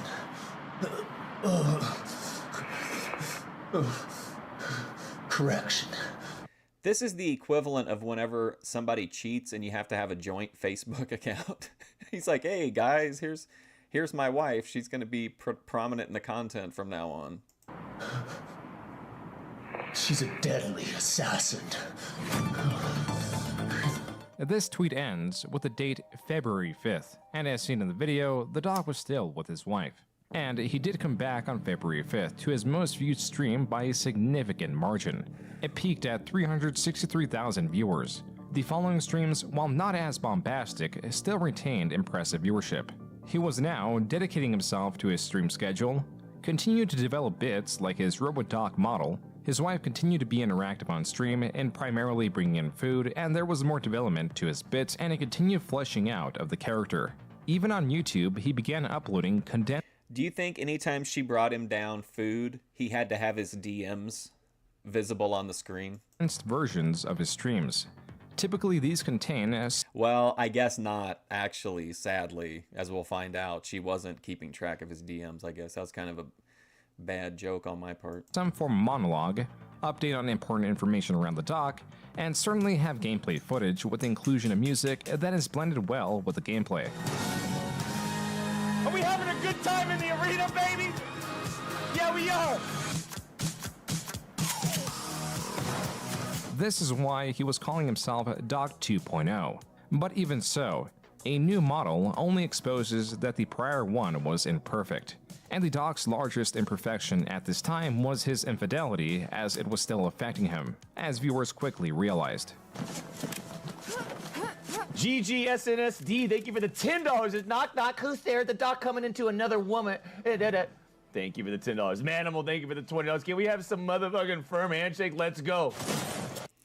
Okay, this to me is when Dr. Disrespect started to unravel completely, right? He went from being like a completely, you know, pretty much universally liked, mainstream, successful streamer. Now he's getting trolled. You know, you got this guy coming into his games, disrespect my wife. And he didn't respond to them, in my opinion, very well. He tried to do like, you know, action hero type comebacks, but they just never hit. And I always thought that was like a real moment where it was like, oh, this, you know, this guy's starting to crack a little bit. Wow!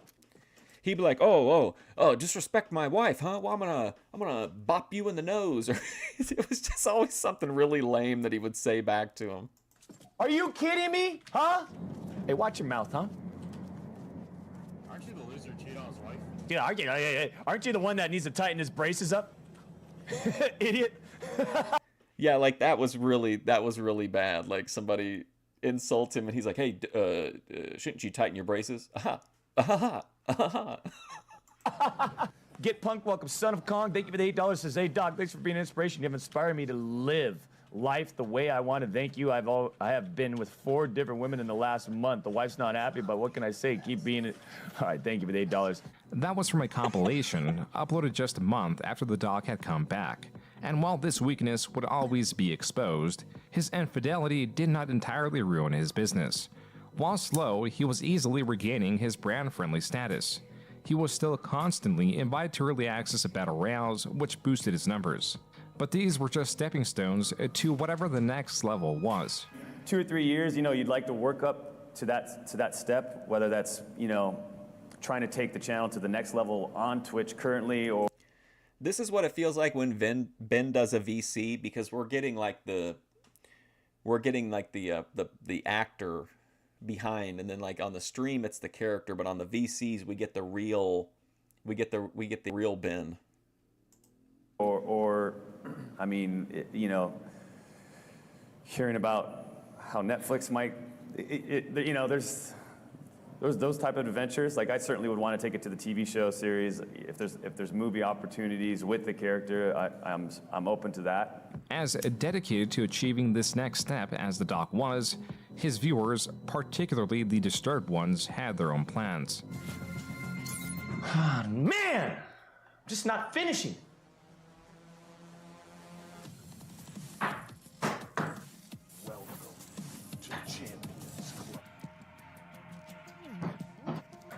Ladies and gentlemen, I gotta fucking end I've got to end the broadcast right now. Someone shot at our house, broke the fucking upstairs window.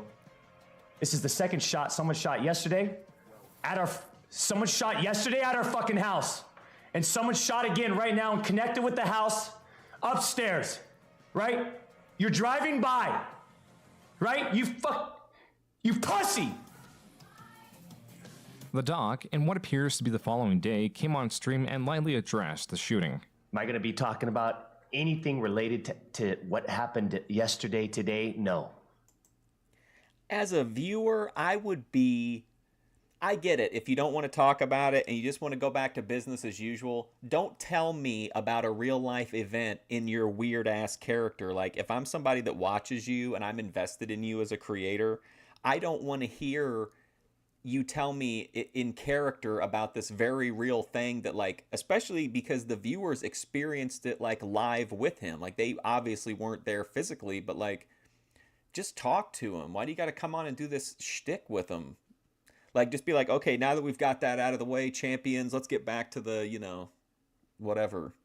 It's just weird to me that he did it in the weird voice. I'm not making a big deal about it. It's being handled.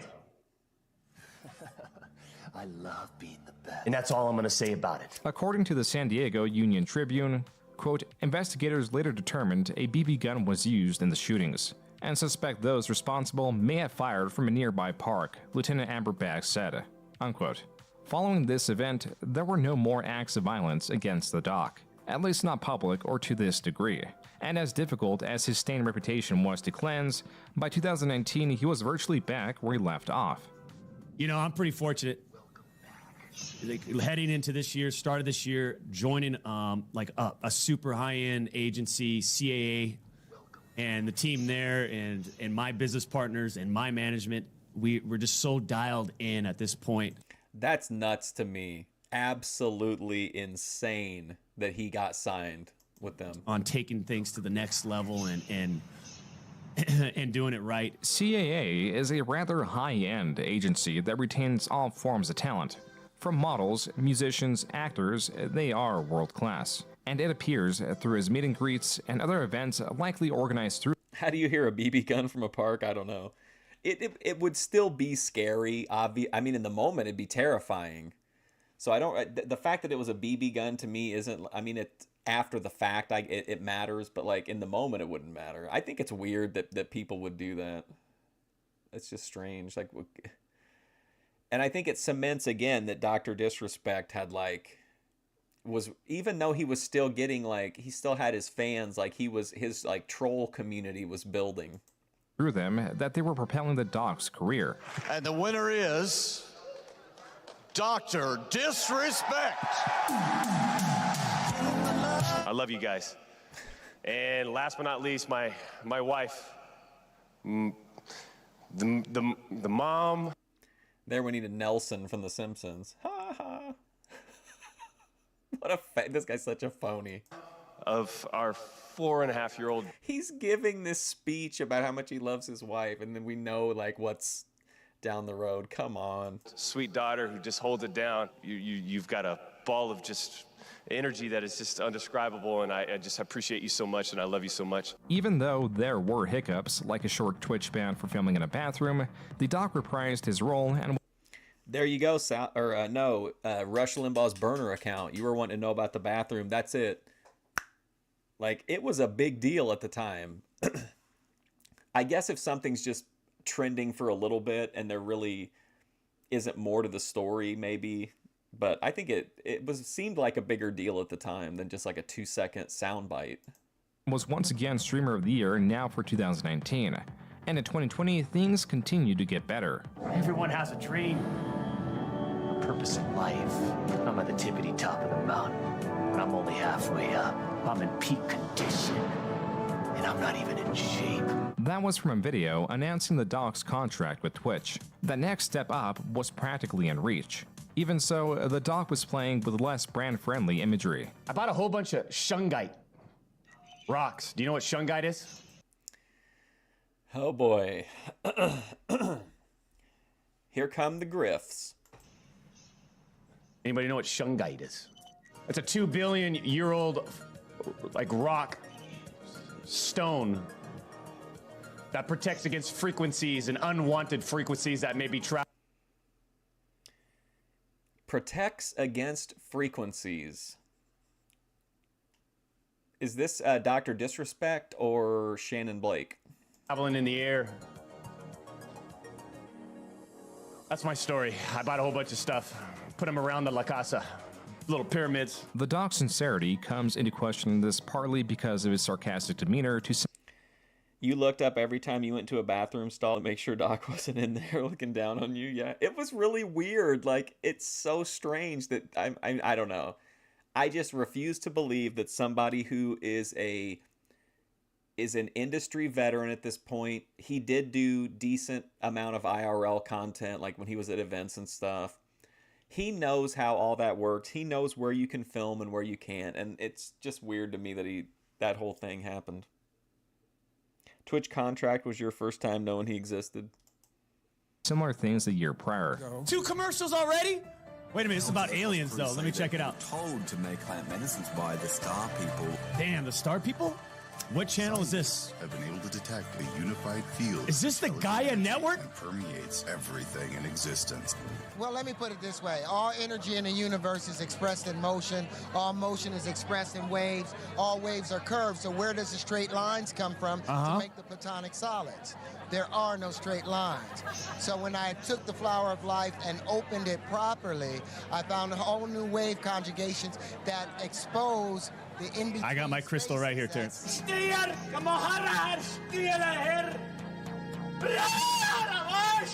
The Doc in 2020, with the pandemic in full swing, was seeming more sincere with some beliefs. In this stream, he notably mentions conspiracy theorist David Icke. David Icke. Yes. Alex. Yes. I like him.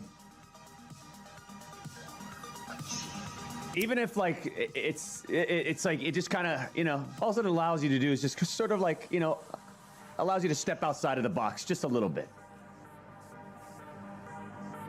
Whether some of the stuff is all of this stuff, like at the time, felt to me like he was trying to add in, like, a lot of the people in the red pill were like really clinging to like Joe Rogan.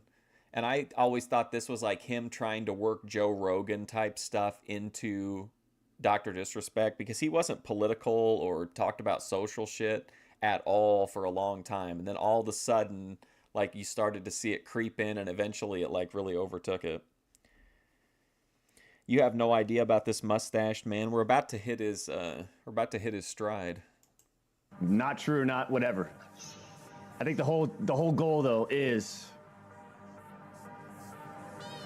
to wake up! The Doc goes on to say he also bought his book. I actually bought the, Mrs. Assassin bought the book, actually, not me. There was then a tonal shift with the mention of Roblox. Tomorrow, will you be playing Roblox Hide and Seek Extreme on stream? Hold on, what's that? Roblox. Hello. Oh no. Oh no. This oh boy. Dr. Disrespect in Roblox. Oh boy. Hello, Crash Nation. It's me, Ash, and I'm here with Chris. How long, be honest, how long would you keep that on? If you clicked into the game or into this server and like these were the voices, like I would just leave the server. That's real. I think that's in and of itself is weird. Hello. And today we're playing hide and seek. Yeah. It sounds like adults trying to sound like kids. Throw him a taunt. He has the camera guy, so. The Doc then sits in silence for about 3 minutes before going back to David Icke. David Icke. I'll be it. No, bad. No. What? I ordered his book too. Yeah, I want to be it. No, bad. Oh, the backyard. The backyard. Oh, okay. So it's still going. He sits there for 3 minutes in silence listening to it. Then he goes back to the conspiracy stuff, and he's still got these unbelievably creepy. I mean, that's what it sounds like to me. Is that it's like grown-ups putting on kid voices. It's like making my skin crawl. Okay. Okay, who's it? I appreciate everyone watching Who's today. it in the backyard? Who is going to be The looking? backyard's tough. We'll We get don't really, like you said, we don't really know some of the. What is going on here? Yeah, We'll get through this Champions Club. I know it's a tough. We'll get through this. What is he talking? This is so bizarre to me. Because I don't know this one well. Life's weird right now. What is going on? Oh We'll it did. we'll get through this, okay? And Hey, Christopher. Dun dun dun. You better not taunt me. How dare you? fuck. Those were the last moments of Dr. What did we just watch? That was like super, super weird. Gross. Disrespect stream. The last moments of Dr. Disrespect on Twitch, as it soon came out that he was banned. Because that was his final stream, the immediate thought was to analyze every aspect of it to find the source of the ban.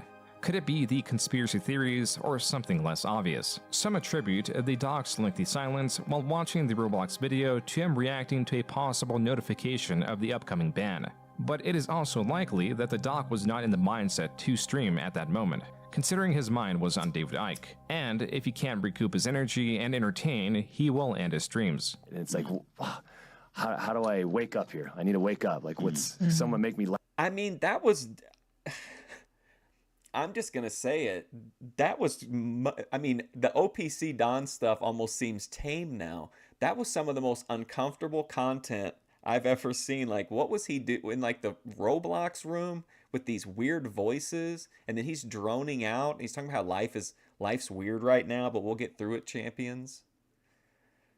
Ugh. Laugh. Someone get me, like, fired up. And sometimes it just doesn't happen. So you just kind of like hit this monotone of like energy, and it's just like, all right, I'm kind of getting close to wrapping this up, you guys. Right. Another item that supports the theory that the doc was not reacting to his ban was this interview by the Washington Post. Quote, being flatly denied any connection between that stream and his subsequent removal. He told the Post his comments centered on the current quote-unquote state of the world, including the coronavirus and the protests happening across the country. Unquote. It is also revealed that the doc found out he was banned while watching a friend's stream, noticing, quote, that some of the features normally available to him as a creator were not present. Unquote. This article doesn't just go into Twitch, it also goes into the effects of the ban, because as a result of this, he was also banned on Discord, and there was a belief this would affect his marketability as a... Should I do a stream on Aphrodite's battles with YouTube over her views on the during the pandemic? A whole. Quote, Beam also landed a TV development deal with Skybound Entertainment. Beam said in the interview that plans for the TV show have not been affected by recent events. Skybound Entertainment did not respond to the Post's request for comment. Unquote. Unknown to the public, the reason for this ban is sourced all the way back to 2017 and prior. It is sourced not so much from his infidelity, but because of something known as the Twitch Whispers, a private messaging feature through Twitch, at least private to an extent. What Twitch found was that the doc was messaging a minor and the messages leaned inappropriate and likely illegal. Seeing that the doc was taking time. I really don't know why they added those. I get it that they thought that it would make people spend more time on the app maybe, but like, I think one of the best things about YouTube is that there's no, like, that messaging is not like it is on some of the other platforms. And I don't think Twitch has it anymore, but I could be wrong. Time bomb, he could no longer be the ostensible face of Twitch. Their contract with him had to be cut short. And for 4 years, this information was kept secret. For 4 long years, the public at large did not know why the doc was banned, and only theories could provide some satisfaction. Even so, Twitch is arguably the most marketable streaming platform. Relative to platforms like YouTube or Kick, it not only has a legacy as the streaming platform, it is known for adhering to strict guidelines. While these sometimes seem to have a bias to them, their iron fist helps them to keep a clean image. It helps them get better ads, which extend to their streamers. And so for Dr. Disrespect to be banned on the most marketable platform meant that his image... Was it on one of the...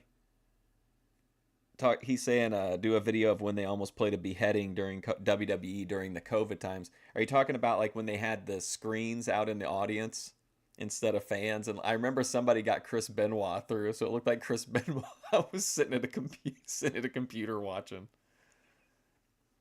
Oh, but I wanted to say, like, in my experience as someone who's streamed quite a bit on Twitch and a little bit here on YouTube, like, YouTube is much more lenient on, like, what you can talk about, the conversations you can have, stuff like that. And then they're much stricter on copyright. And in my experience, it's the complete opposite on Twitch. Like, I could stream pretty much anything on Twitch, like, copyright wise.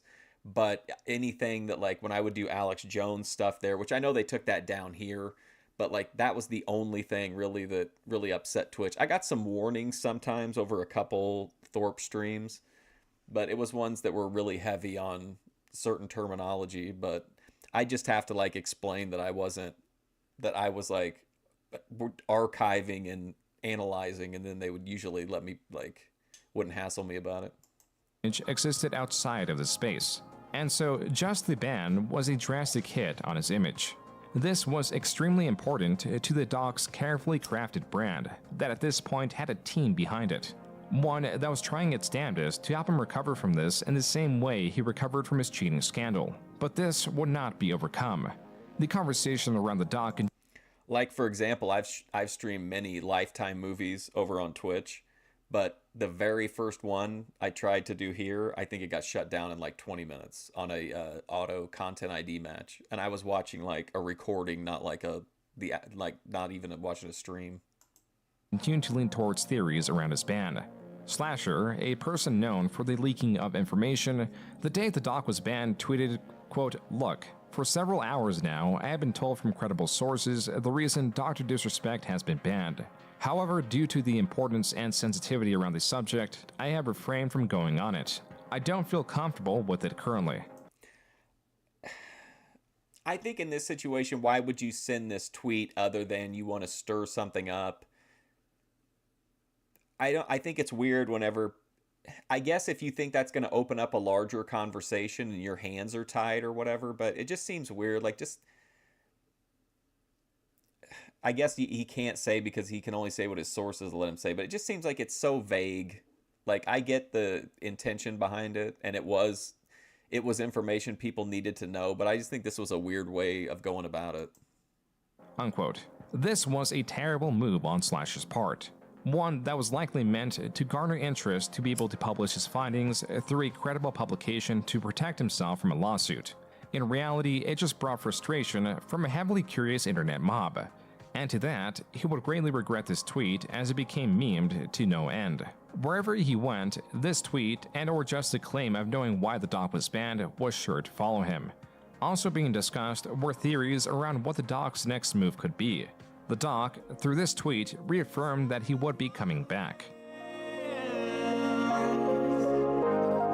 You can never take away the power of my soul. In August, viewers found that the doc had activated the membership option on his YouTube. It was only a few days later that the doc was officially back streaming on YouTube. This stream opened to a whopping 320,000 live concurrent viewers and played about 5 minutes. Like, my God, man, 327,000 live viewers. That's just so, like, I don't get it at all. But that's it. Those are just incredible numbers. Like, that's absolutely insane. There are like people who dedicate themselves to like the arts and like whatever, and like they won't perform in front of that many people, even if they're like masters in their field, like cumulatively, or however, not even counting like that this is just one stream. Minutes of footage hyping up his return. By the time the stream had transitioned to him addressing his audience, another 100,000 people had joined in. His live concurrent viewer count climbed to around 500,000, and at some point, the doc addresses the Twitch ban. Why did you get banned? Guess what? I want you to look me in my fucking eyes when I say this. Okay? You're not looking me in my eyes here. Hold on. Okay. I really want you to look me in my eyes. This is a good documentary. Yeah, Joon the King has like some of the absolute best documentaries, and I feel like almost all the subject matter is stuff that's like interesting if you're in like the IRL lolcow space. Eyes, okay? I really want you to look me in my eyes when I say this. We still have no idea. And I'm going to tell you this right now. Like, I'm not begrudging anybody and I'm not pocket watching anybody. People should spend their money on whatever, and I don't blame people for taking the money. But, like, I just think it's weird that somebody would see this knowing that this guy is a multimillionaire, but seeing him, like, do this and being like, I'm going to send in $100 super chat. You know what I mean? Like, am I crazy for that? I guess it changes for me too, knowing, like, the idea of donating to a multimillionaire is kind of strange to me. As far as I'm concerned, we didn't do anything to warrant a ban, let alone how they went about banning us. No communication before, no reaching out. Us, do you hear that? That's how you do it. Us versus them. Nothing. Boom. There's big money involved. So let the legal professionals do what they need to do. The first step to restoring his career would be to get back on Twitch. This would be their blessing and would place him back on the path he was on. Because no matter how successful the doc was, no matter what celebrity or athlete the doc played with, this was always a barrier that had quite literally cut his revenue. I make probably a quarter of what I was making on Twitch. A year later from being banned from the platform, well, you know, a lot of people think, hey, Doc, you did good. You're incredible. Listen, we've certainly tried to maximize the most of what we have to work with. So our ultimate bigger building out of the umbrella and the Doc universe and Listen, guys, we only made $2 million this month. The doc's got to cut back a little bit, unless you champions want to step up and help me send my wife on a spa day.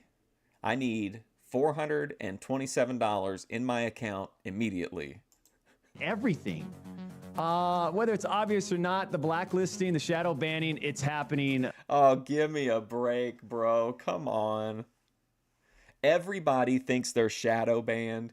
Everyone thinks like, oh, you know, if I wasn't shadow banned and if I wasn't like, you know, they weren't intentionally burying me in the algorithm, I'd have 1 million views on every video, or like my song would be #1 on Spotify, whatever. Like, come on.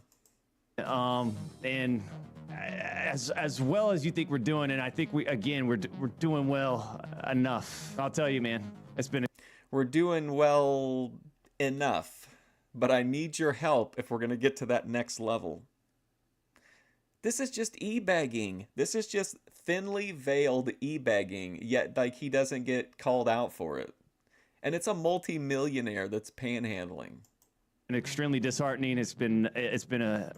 If I was a multi-millionaire, there would be like no donations, and we would be like watching like fully licensed crazy 80s movies all the time. Roller coaster of emotion, and it's absolutely fucking sucks. And to end off my little discussion here. Well, that's what I think I'm shadow banned. I feel like if I wasn't being held down, that I would probably be on the front page by now, I think. I like too when people blame the Thorpes for their... Well, OPC Don swears that the Thorpes are why some of the other channels aren't doing as well as he thinks they should be doing. But a lot of people ask me, do you know the reason? Yeah, I do know the reason why now. I've known for months. How you doing, Provo? Now, the reason why. And I'll just say this right now, champs. There's a reason why we're suing the fuck out of them. The doc in the past has talked about how much anxiety this ban has brought up. Now, to be fair, he won, or at least settled the lawsuit, but that's another, like, you know, IRL lolcow thing. Is everybody's gonna get sued on that end, and except for Josh Block, because I can't afford a lawyer. What am I gonna do? Understanding of how untouchable from a company's standpoint he's become. For that reason, this lawsuit against Twitch serves multiple purposes. Even if it won't allow him back on the platform, it could clear his name to some degree if he wins. If it is found that Twitch was negligent in their decision, he could appear more appetizing to the companies that have been ignoring him. To that, on March 10th, 2022, the dog tweeted out that the lawsuit had been settled with the cryptic line, quote, "No party admits to any wrongdoing." Okay, is this not a pretty big red flag here? Like, that's, and I'm not just talking on behalf of Dr. Disrespect, saying that, like, it's sweeping for Dr. Disrespect. I think this is sweeping for both sides. I think these are both parties who, one was doing bad things, admittedly he was doing bad things, versus a company who was allowing those things to happen because he was such a big streamer, and as he said, he made a quarter of what he made, you know, at Twitch when he was on YouTube. So there had to be, that's a lot of revenue. Like, that's just a really, I know it's just legal speak, but like, that to me is pretty shady on both sides. No party admits to any wrongdoing. Unquote. Additionally, the doc makes it clear that he will not be returning to Twitch. While it was later revealed that he was able to get his contract paid in full, the other purpose of the lawsuit was not realized. He was not able to clear his name entirely and was not able to get back on the path he was on. See, and that's really weird too, I think anyway. Like, why did they pay out the whole contract? But he did work with what he had and delved into other projects. This will be, I just feel like this will be the last sneak peek.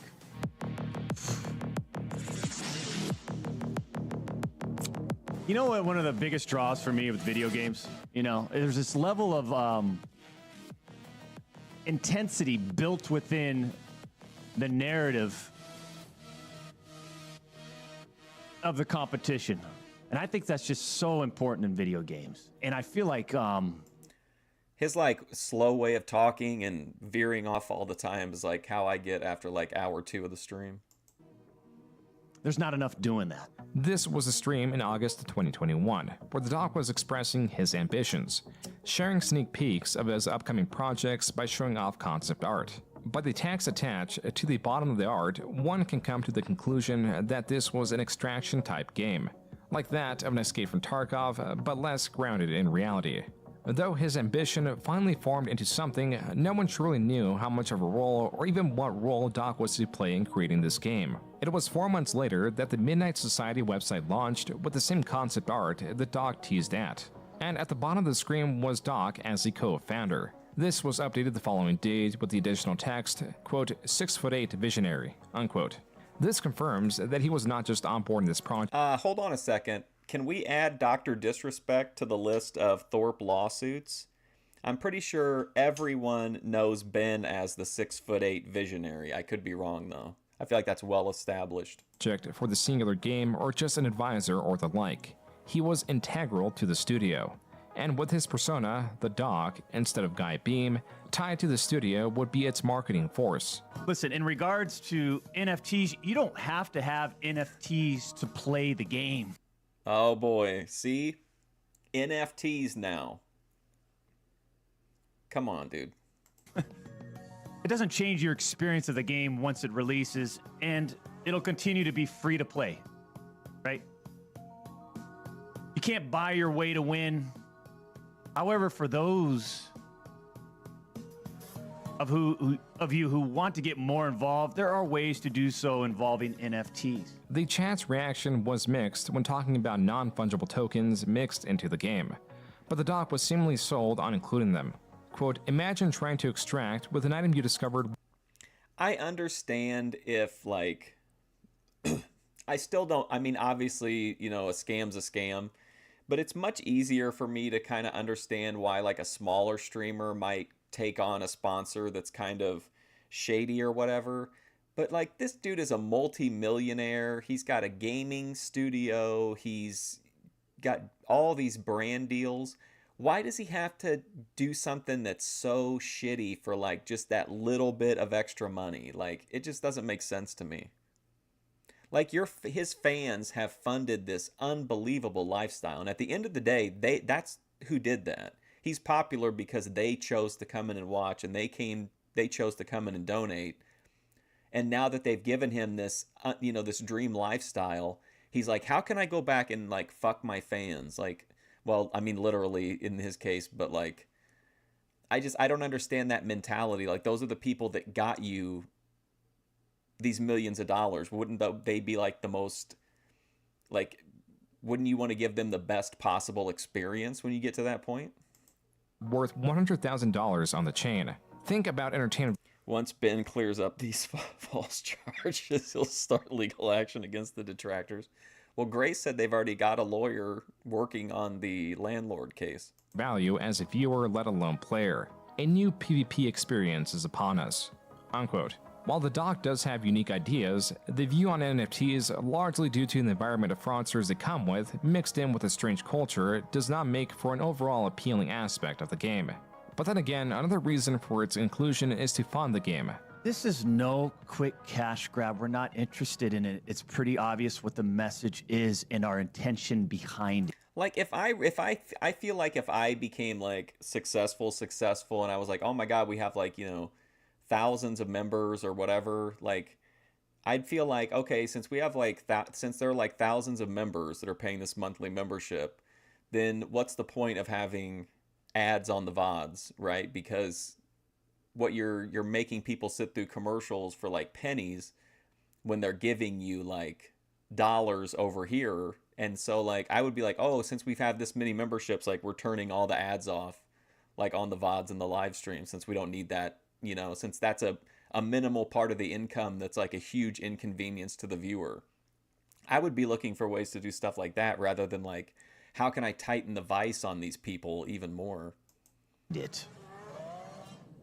You think I'm interested in a cash grab of we are going to go out and raise 50 to 100 million. This was his project, likely done in replacement of a would-be television show or other form of traditional media. But the doc, keeping his head down, mostly avoiding controversy, was working to some benefit. In particular, he had an appeal to more athletic gamers, or at least those interested in sports. That's why he continued to excel with sponsors related to sports, or actually just in them. Here he announced the 49ers picks, a football team that the doc was allegedly a lifelong fan of, which works perfectly because the team and the doc share the same trademark red color. He even did a promotional video. Anytime we talk about Ben suing people, one of the first things that pops into my mind is how many times he's asked Grace to look up the market or the market capital of Thousand Trails camping park or whatever, RV park. Video where he threw a football over 60 yards. Hey, Doc, I want to let you know, that 62-yard ball that got caught high, George Kittle caught that thing high from training camp. So let's say that at least goes another 3-4 yards. 66-yard huck. Doctor disrespected San Francisco 49er camp. Did you see that shit? The doc continued to promote all things masculine, even being the face of a different, albeit smaller.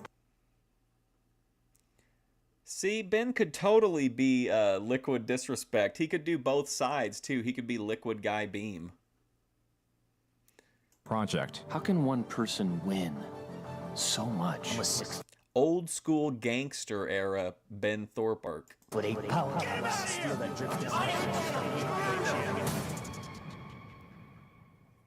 This bourbon reportedly sold out in 4 hours. He was still holding this balance well between carrying this persona but also being in on the joke. Although virtually every entertainer plays a character that is some variation of their natural self, it is hard to find anyone that does it more intensely than the doc. And for that reason, any information about Guy Beam greatly affects how the character is viewed. And Guy's imperfection was more than a flaw. It was a potential crime that the elements of which were going to come out.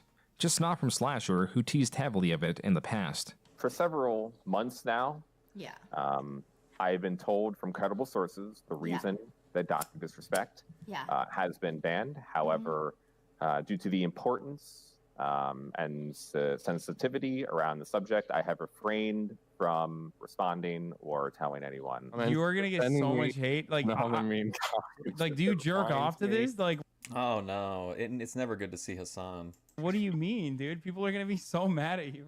The combination of Slasher withholding this important information while...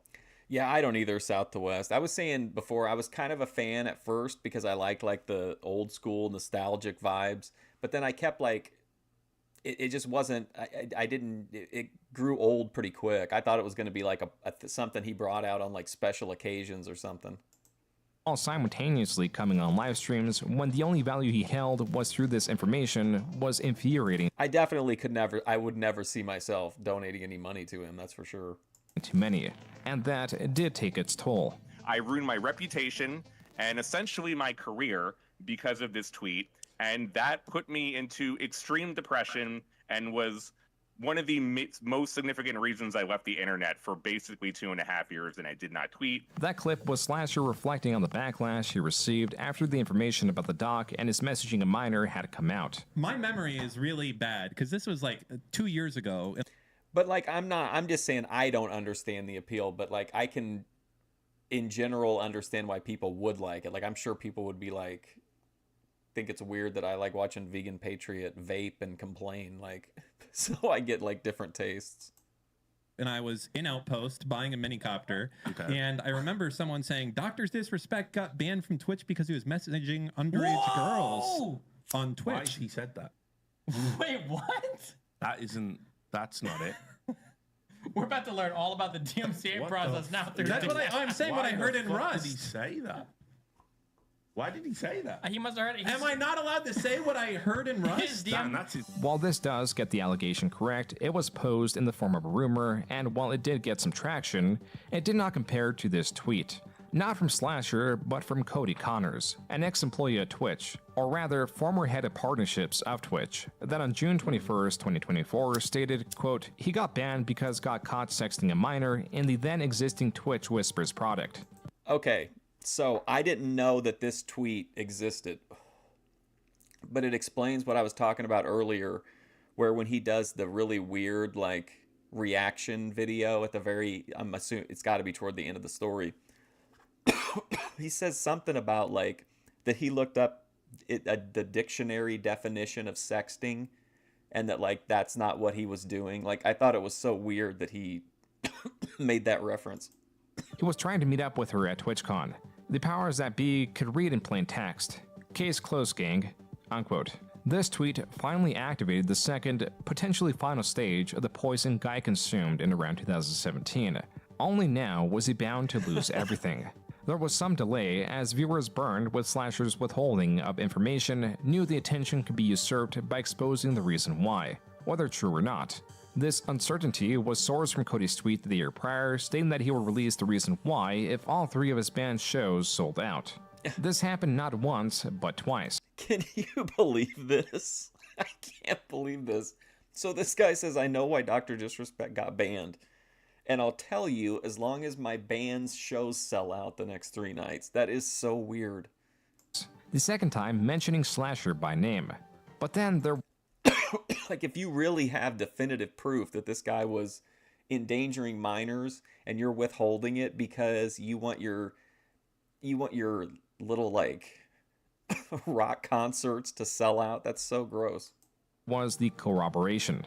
While there were ethical concerns like wanting to keep the victim anonymous and a fear of any leaks potentially leading back to the victim, the major reason no one wanted to come forward with the information was a fear of a lawsuit. But with Cody taking the brunt of the responsibility, several other people began backing Cody, including Slasher, though he did it rather cryptically. Bloomberg a few days later reported, quote, the reason for his banishment from Twitch were never given, but 3 people with knowledge of the matter said Beam was man making it to Bloomberg? Removed because he exchanged sexually explicit messages with a minor through the service's direct chat feature. He also asked a minor about her plans at the TwitchCon convention.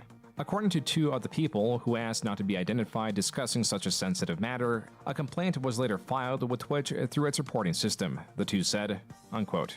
Though there was no comment from the doc through publications like these, he did comment on Jake Lucky's quote tweet of Cody Connor stating, quote, Jake, seriously, I get it.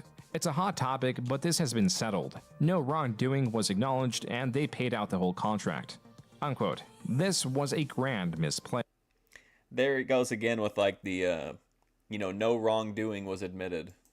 Though the doc was trying to use legalese to promote that a court didn't find these happenings as egregious, the standard reader doesn't care.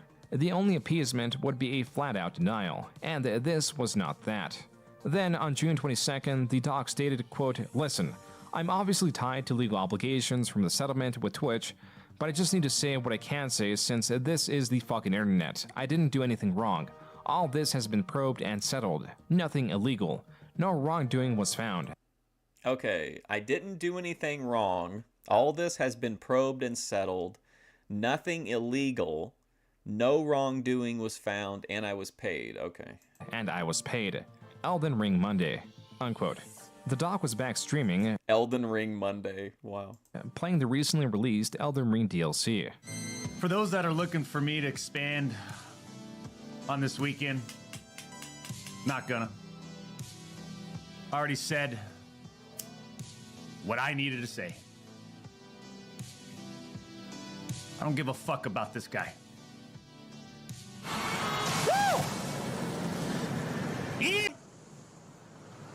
Third try, champ? What about quest lines? I know, but you know how we run things here. This energy is like super weird. And also, like, I don't know if people remember, but we talked about an Only Use Me Blade clip that went like mega viral, like 4 million views or something. And it was Becca, like she was like looking at the camera and crying, and somebody sent in a donation that like inspired her, and then like she like was happy crying for a second, and that was like the moment in real life that like woke her up and got her out of the situation. But it was like a really simple but like really real raw scene, and it just like went mega viral. The scene where Dr. Disrespect closes, like, I know he's back now, but like when he left this time, I just thought that scene where like the Elden Ring music is playing in the background and he's like looking on his phone, and it's just like the vibe is so just like crushing.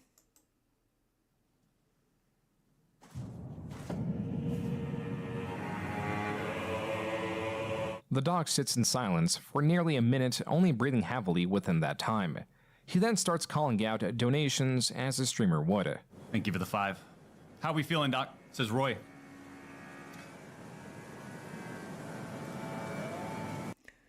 This is so key. I mean, this is amazing Kino, in my opinion.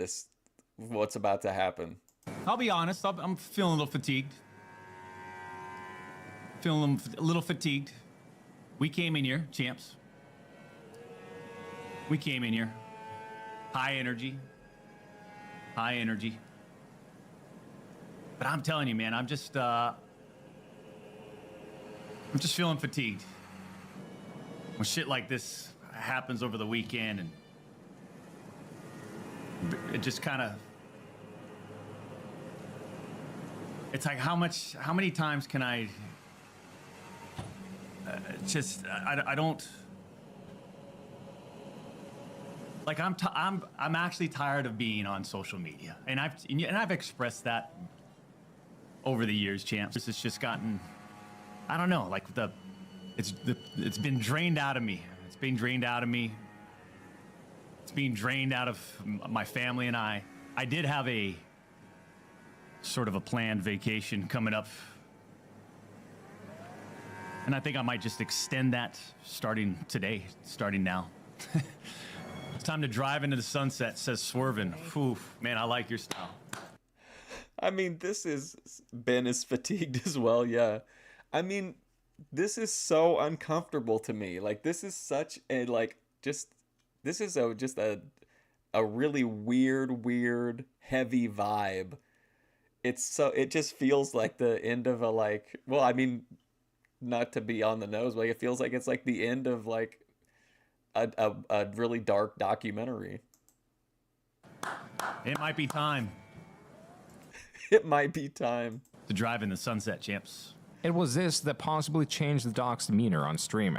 As the day of, Midnight Society tweeted, quote, "On Friday evening, we became aware of an allegation against one of our co-founders, Sky Beam, aka Dr. Disrespect. We assumed his innocence and began speaking with parties involved. And in order to maintain our principles and standards as a studio and individuals, we need to act. For this reason, we are terminating our relationship with Guy Beam immediately." Unquote. The doc's own studio separating themselves from a founder and their, in essence, marketing campaign was a massive deal. The doc was undoubtedly a core component of not just the studio, but also aspects within the game that teased gameplay that was certainly in his style. From these snapshots, I still feel like I have the bad vibes from that scene on me. Like it's just so, ugh. The doc's influence is clear. The towering buildings as seen in the background of his streams, the keynotes of Red. This is to say that his removal was expensive in the sense of potential in the lost promotion, and also expensive in what they may have to rework. If they are willing to burn money to detach themselves from him, then the lesser involved sponsors would follow suit. Quote, "Digiday has since reached out to Beam's other sponsors Aces, Gillette, Mountain Dew, and San Francisco 49ers for their response and intentions regarding the situation.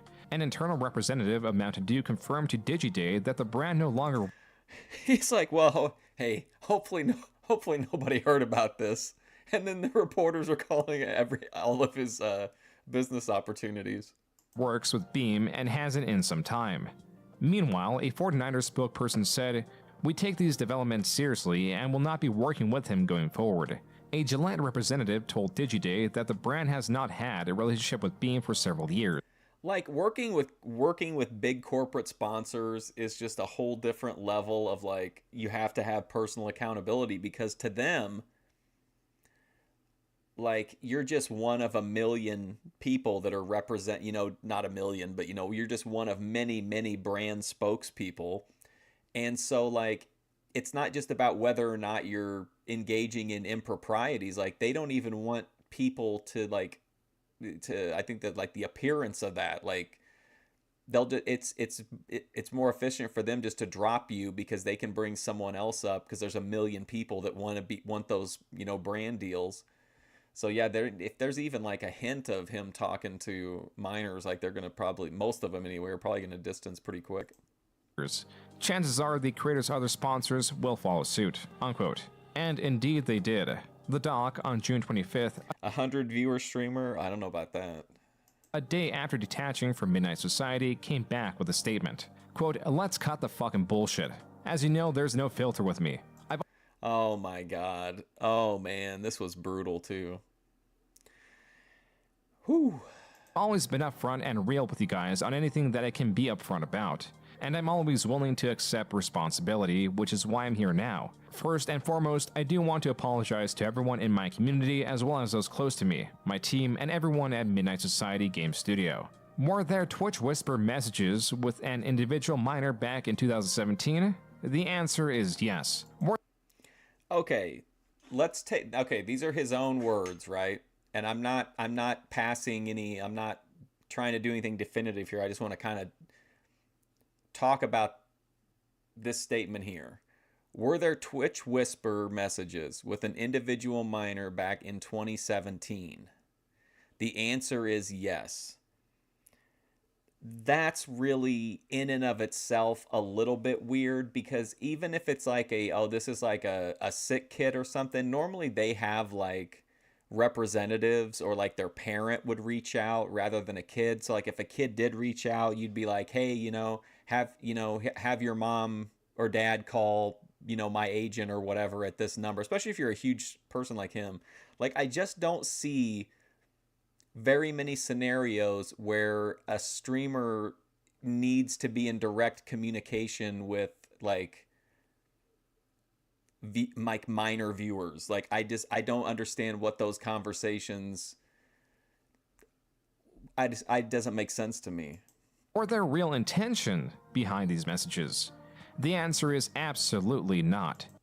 And then this is even stranger to me. Were there real intentions behind these messages? The answer is absolutely not. Doesn't that extremely narrow down what it is? Like, if he had said, hey, I'll take you to Burger King sometime, and what, you and your family out to Burger King or whatever. Like if it was something that wasn't a big deal, like I feel like this is the time you would say, "Hey, look, I know it's not the best thing, but you know, I talked to this kid and gave him advice about getting bullied or something." If it was something like that, I feel like he would have directly said so. And this, like, the phrasing here is so bizarre. So like the intentions weren't real. The intentions were what then? So you were telling this person that you were gonna do something, but it's okay that you did that because you didn't really intend to do that. Like, I don't know. That doesn't make any sense to me. These were casual, mutual conversations that sometimes leaned too much in the direction of being inappropriate. But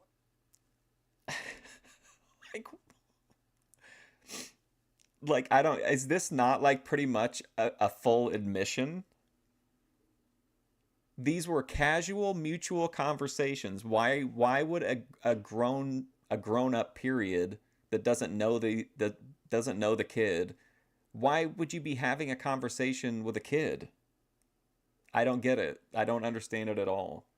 Let alone that they would sometimes lean in the direction of being inappropriate. Like what? But nothing more. Nothing illegal happened. Oh boy. No pictures were shared, no crimes were committed. No crimes were committed. I never even met the individual. I went through a lengthy arbitration regarding a civil dispute with Twitch, and that case was resolved by settlement. Let me be clear, it was not a criminal case against me, and no criminal charges have ever been brought against me. Unquote. The doc goes on to say he is taking responsibility for his actions, and then states, quote, okay.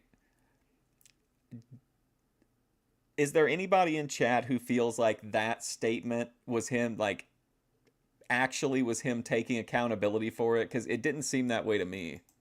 I'm no fucking predator or pedophile. Are you kidding? Oh my god. I'm no fucking predator or pedophile. Are you kidding me? Come on. Anyone that truly knows me fucking knows where I stand on those things with those types of people. Fuck that. Finally, if you're uncomfortable, those are the people whose intentions are real, right? Compared to, oh god, what is he thinking with this? This guy, okay, I know I know Joon the King talked about it a little bit, but being in CAA is like such a huge deal. Like it's a massive deal. Like they represent huge celebrities. If he's a client of theirs, one of the things that they would do for him is handle situations like this.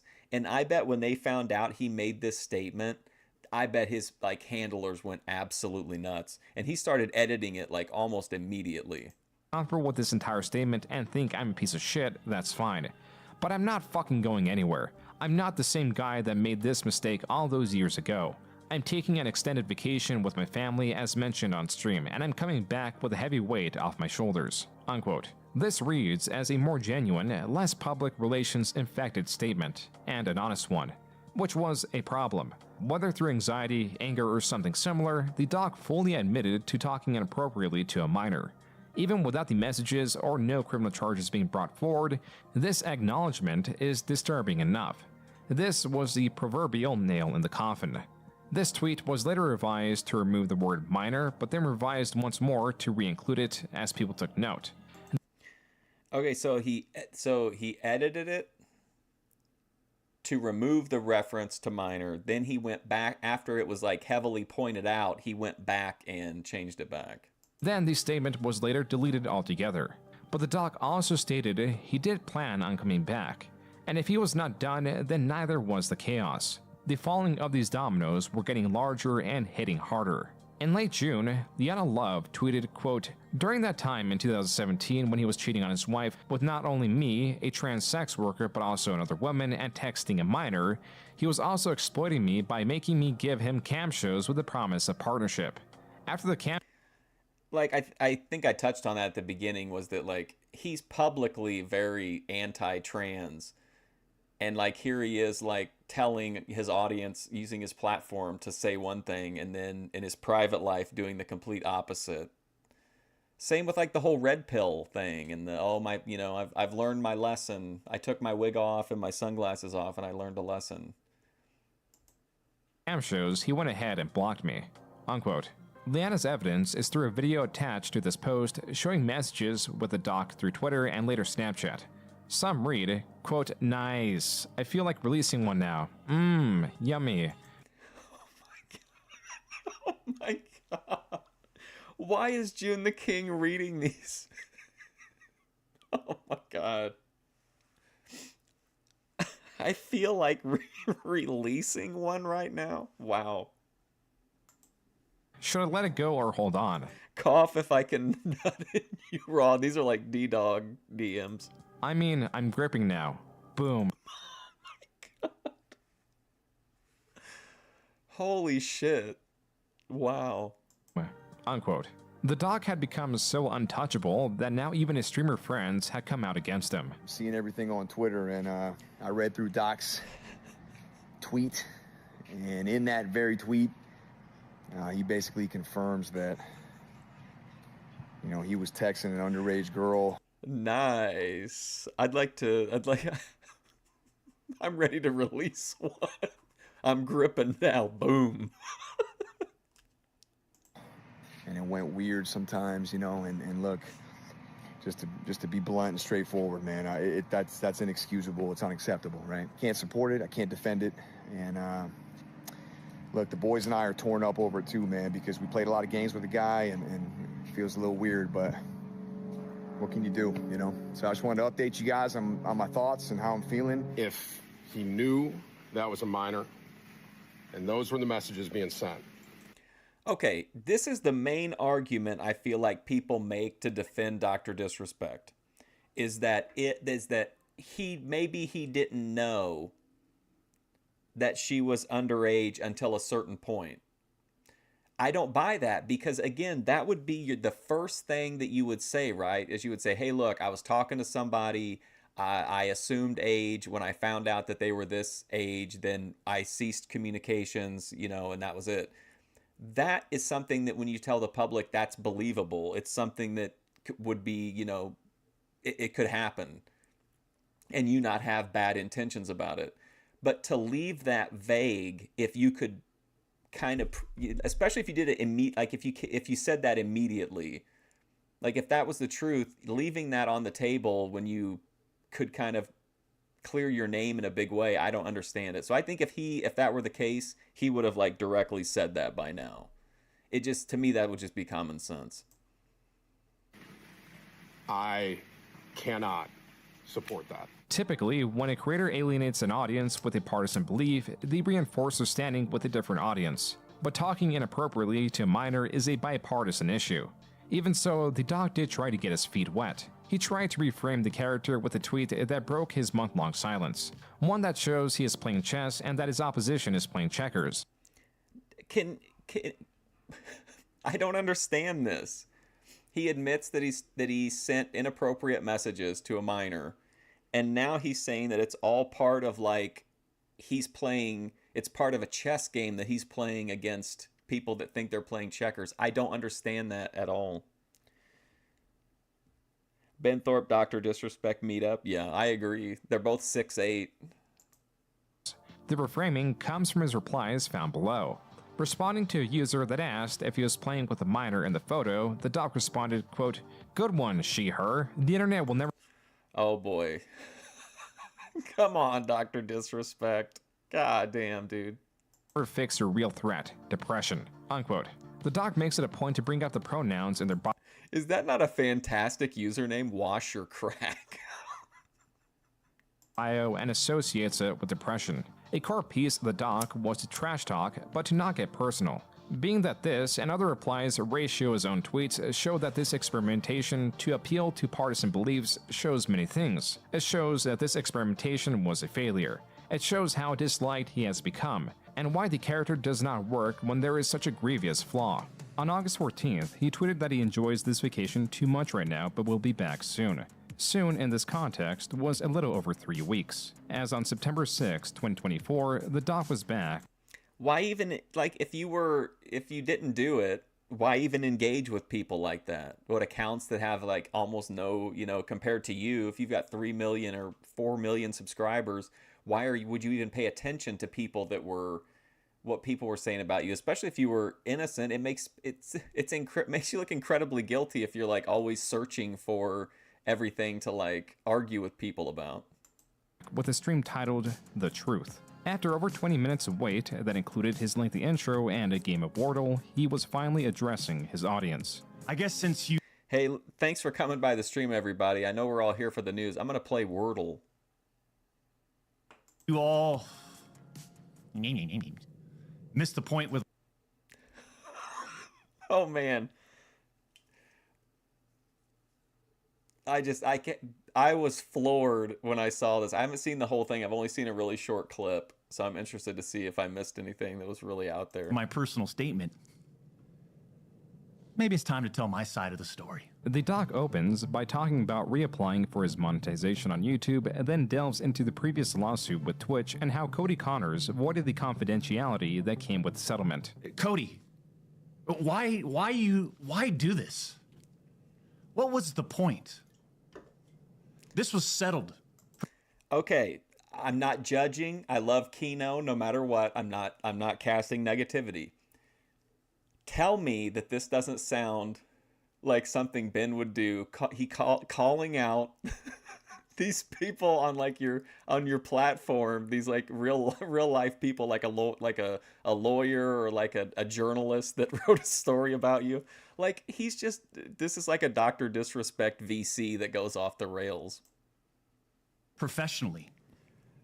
And you knowing how black and white the internet is, you decided, you fucking rat, to leak the reported reason. You fucking rat. Twitch banned me. The doc harps on about Cody Connors and the semantics around what was said instead of adding any clarifications. Do you even know what the legal definition of sexting is? I do. That is so unhinged. Like, I cannot believe... Look how happy he is, too. He's like, I know what the legal definition of sexting is. Oh my gosh. And yeah, I used Twitch's whispers, but trust me, I wasn't sexting anyone.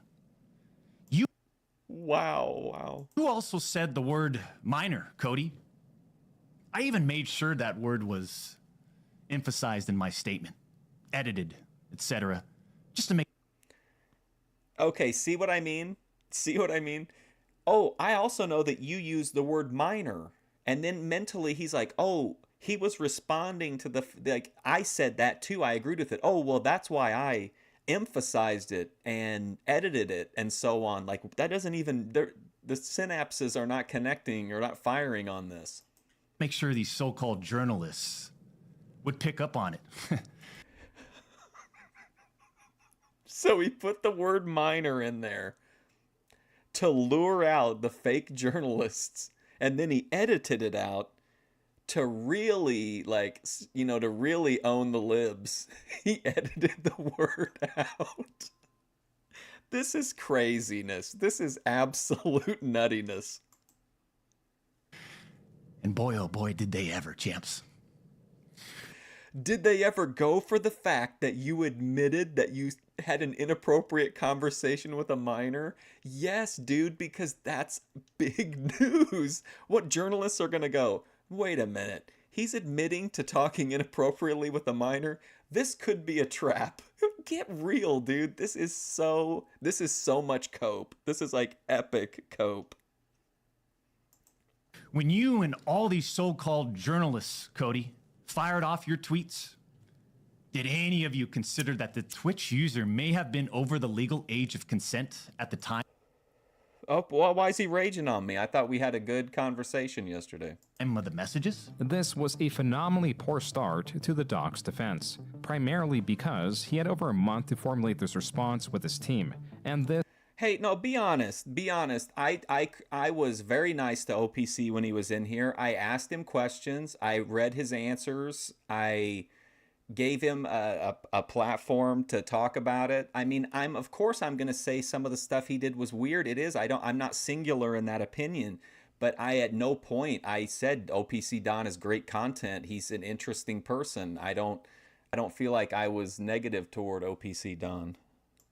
This is the best they can represent this situation, not just by not clarifying his side of the messages as the confidentiality agreement was broken, but also deflecting to Cody Connors and how he went above and beyond to report the Twitch whispers. Additionally, the doc fails to name these journalists directly, but is likely referencing the Bloomberg article because they use the word explicit. Twitch's trust and safety team, the same employees that decided to ban me, internally admitted that the whisper messages were not sexting. And 2, Twitch's trust and safety team, the same employee. I don't think anybody appreciates OPC Don as a character as much as I do. I mean, I did an 8-hour stream on it. Come on. That decided to ban me internally acknowledged that the whispers did not constitute child sexual abuse material CSAM. Oh my God. Like, is that the bar? Is that what he's telling us is the bar here? Oh my God. I'll say it again. Neither I nor the Twitch user exchanged any sexual graphic messages or images. I even used the word inappropriate, purposely. And look at how it's defined by everyone, champs. Let's say what now? What's that? I also intentionally used the word inappropriate, and I did that on purpose, and look how people are defining it. Huh? Including these defaming articles. I'm sorry, but mutual bantering with inappropriate jokes taken out of context should have never... Whoa, did you hear that prepared statement? Mutual bantering, including inappropriate jokes.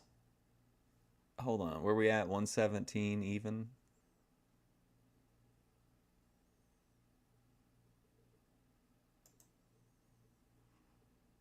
Two, Twitch's trust and safety team, the same employees that decided to ban me, internally acknowledged that the whispers did not constitute child sexual abuse material CSAM. I'll say it again.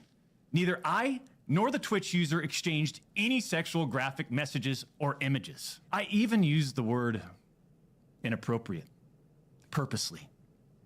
And look at how it's defined by everyone, champs. Huh? Including these defaming articles. I'm sorry, but mutual bantering with inappropriate jokes taken out of context should have never led to me getting banned from Twitch in the first place. Through the... Huh. That's an interesting... That sounds very... that's a very artificial statement.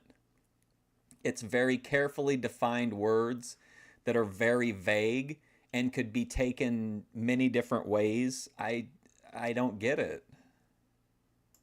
Very little the doc is saying, it can be extrapolated that the messages were not graphic, but he does not deny that they were not of a sexual nature. But that nature is, quote-unquote, mutual bantering with inappropriate jokes. Look at that. That's an interesting screen grab. This is why the messages are where the mystery has moved on to. But that partner manager, oh boy, did he had it out. He had it out for the 2-time. He finds out that no further action will be taken, so what does he do? He personally escalates the report to a friend on the Twitch's LER team. The LER team, remember, that's the Twitch's law enforcement response team. The LER analyst cherry picks and sends a few targeted excerpts out of context from the whisper messages to this director. Now, if you do this, you can make anyone's messages look inappropriate, even when they aren't. It was the one from yesterday. It got taken down. I appealed it. I don't know what's going to happen with it, but I've told the story a couple times now, so I'm sorry for if people heard it, but after it got taken down, I went into Truthfully Trisha's stream, and I was just like, hey, Trisha, what are the vibes today? And she went into like a big rant about me putting up 2 clips of her, and she said that like if I didn't take them down and like stop posting clips of her, she was going to come after my channel. And I don't know that that's what happened with why the video got taken down, but it was weird to me that it happened within like the same, that happened, and then like an hour or 2 later, then that situation happened. It just seems kind of weird. Within less than 1 hour, this LER analyst and his director have made the decision to suspend me from Twitch. Twitch submits a report to NCMEC. They want me arrested for what? Mutual banter with inappropriate jokes taken out of context? You guys all read those little articles, huh? The doc points out how the director was on vacation and did not have access to the work computer and had to rely on what the analyst sent. The doc also explains the NCMEC, or the National Center for Missing and Exploited Children, was notified. Guess what? Yeah, and I don't want any. I try to stay out of drama, and I don't want any. I don't want any strikes. So I don't have any choice on the stream. But I took down the 2 clips just because I don't want to deal with it. As far as I know, and over 4 years have passed, they didn't do anything with the report. As far as I know, they didn't escalate Twitch's report to law enforcement. Twitch makes this decision to terminate my contract. As far as I know, they didn't escalate it to law enforcement. Is there something in there where you even think that could be possible? These answers are so strange. And ban me while admitted they did not perform any legal analysis of whether the messages exchanged were illegal in any way. Twitch makes this decision to terminate my contract and ban me while admitting that they never investigated the age of consent in the jurisdiction where the user's messages were sent and received. Twitch makes this decision to terminate my contract and ban me without ever interviewing me, the user, or any other third party, including the partner manager. It's fucking unbelievable! The doc. It's just, this is a VC. This is like a high level, like this is like a mainstream lolcow VC. States that Twitch did not look into the jurisdiction of where the individual lived, which implies the state that they lived in has age of consent laws capped under 18. Oh boy, when you're breaking out the age of consent map, where are we at here? Perhaps 17 or even 16. But failing to clarify the age makes the latter 2 ages more likely. And failing to verify such information, Twitch's escalation to the SCMEC could have been pointless because the individual could have been of legal age. The legality is perhaps what the doc is relying on. One retelling of events can be that the doc messaged a human of legal age. Another retelling could be that the doc, a man now in his 40s who has a wife and a child, sometime in the past 5 years, sent messages of a sexual... Okay, so now that's a... I don't remember who he said that was the source on this, but this says that it was somebody who was, looks like was 16, would have probably had to have been 16 or 17 years old, because I think if they were 18, that's pretty clear in every state, I think. I think is the minimum I would think would have to be 18 since you can vote and all that kind of stuff. So he messaged a human of legal age.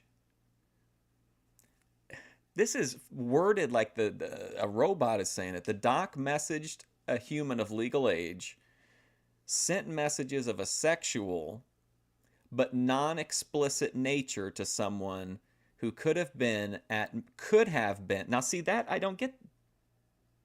Is this not, are we to believe that she's at minimum 16, or is the fact that that's could have been is in there? I don't understand. This is very unclear. Non-explicit nature to someone who could have been a minimum of 16 years old. One sounds much better than the other, but the doc only provides enough information to justify the former explanation, and to that, he admits that Twitch whispers looked bad. And I'm not denying the exchange of whispers, champs. I'm not denying that to all of you out there, it looks bad. I have no way of knowing if the Twitch user thought our exchange of whispers was inappropriate. If it was, I apologize. In the response, the doc both failed to state the person's age and provide the messages, though viewers did try to get it out of him. I mean, wouldn't you, like, if assuming that you're innocent, right? Or at least if the people were saying that what you did was much worse than what you actually did, why wouldn't you just get with your lawyer and say, hey, redact this person's identity since they were, or if he said they're of legal age, so if they're of legal age, he could just post the receipts, just post the messages, and then there's no debate, right? Then you know what was said, there's no reading into it. Even if it's cringe, that's better than having people, believe this stuff about you, I would think anyway. I'd rather be seen as cringe than viewed like people view Dr. Disrespect now. People want show the message, release the messages, show the messages. My bad. My bad. Bad timing. Sorry, guy.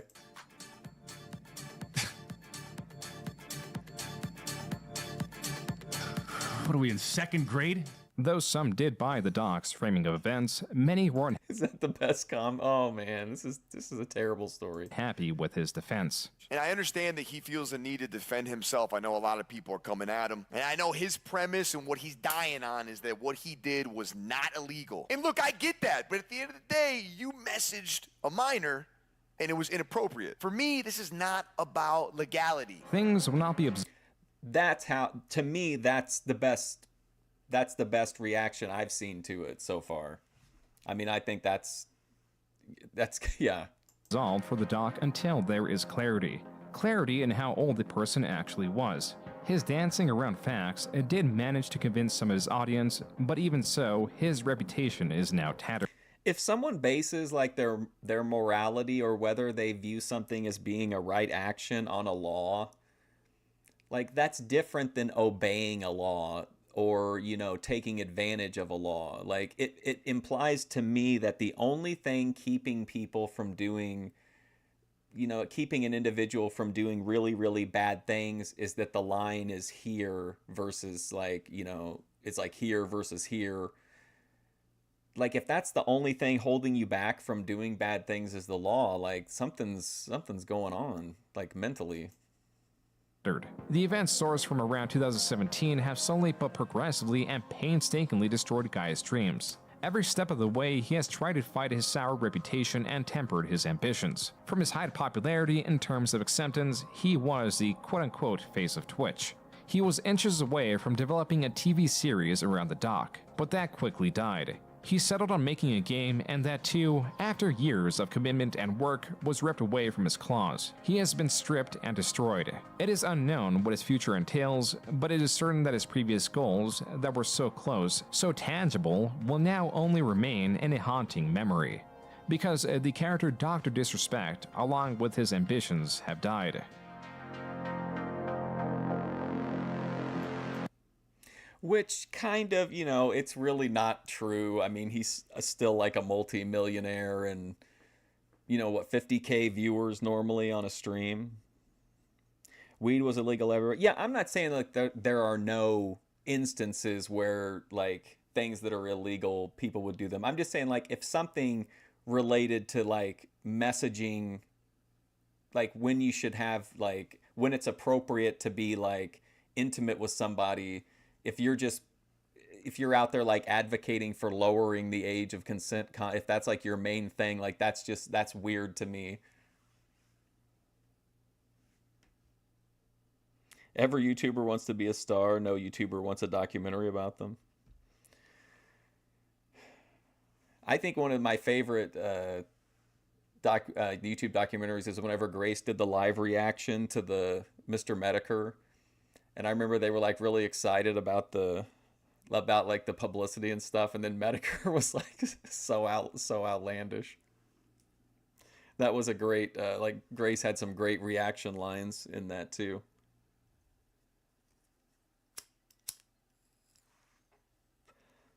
I mean, can anybody think of a reason why he wouldn't just release the messages, or has he said like a definitive reason? It doesn't seem like he has. I feel like he's just kind of done what we saw in the clip, like laughed it off and said like, what is this, second grade?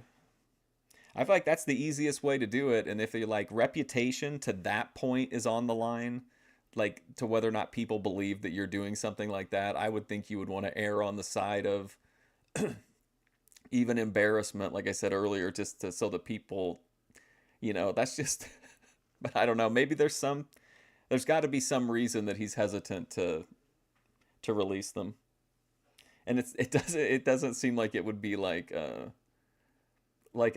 a good way.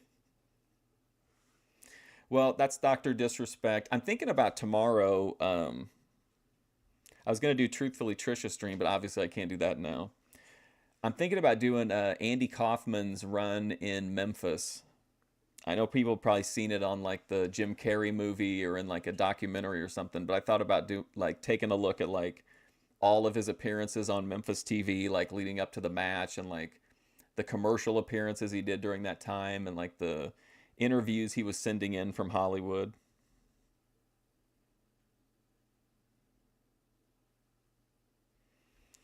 Maybe he has legal rep from CAA. See, I thought that too, but then he put that, well, maybe they didn't realize that he would put out a statement like he did in the beginning. And then he probably like panicked and was like, "Oh no, I better edit that out." And then they probably got a hold of him and were like, "Hey, it's even worse if you if you try to conceal what you wrote the first time." So maybe they took over at that time. Yes, the intergender world champion. And then there's also a documentary. I thought after we watched the storyline of him in Memphis, there's like an hour-long documentary where he has like breakfast with classy Freddie Blassie, and it's almost like it's kind of like old school IRL content because they're having a conversation, but then they're interacting with everybody else off and on, like inside the diner.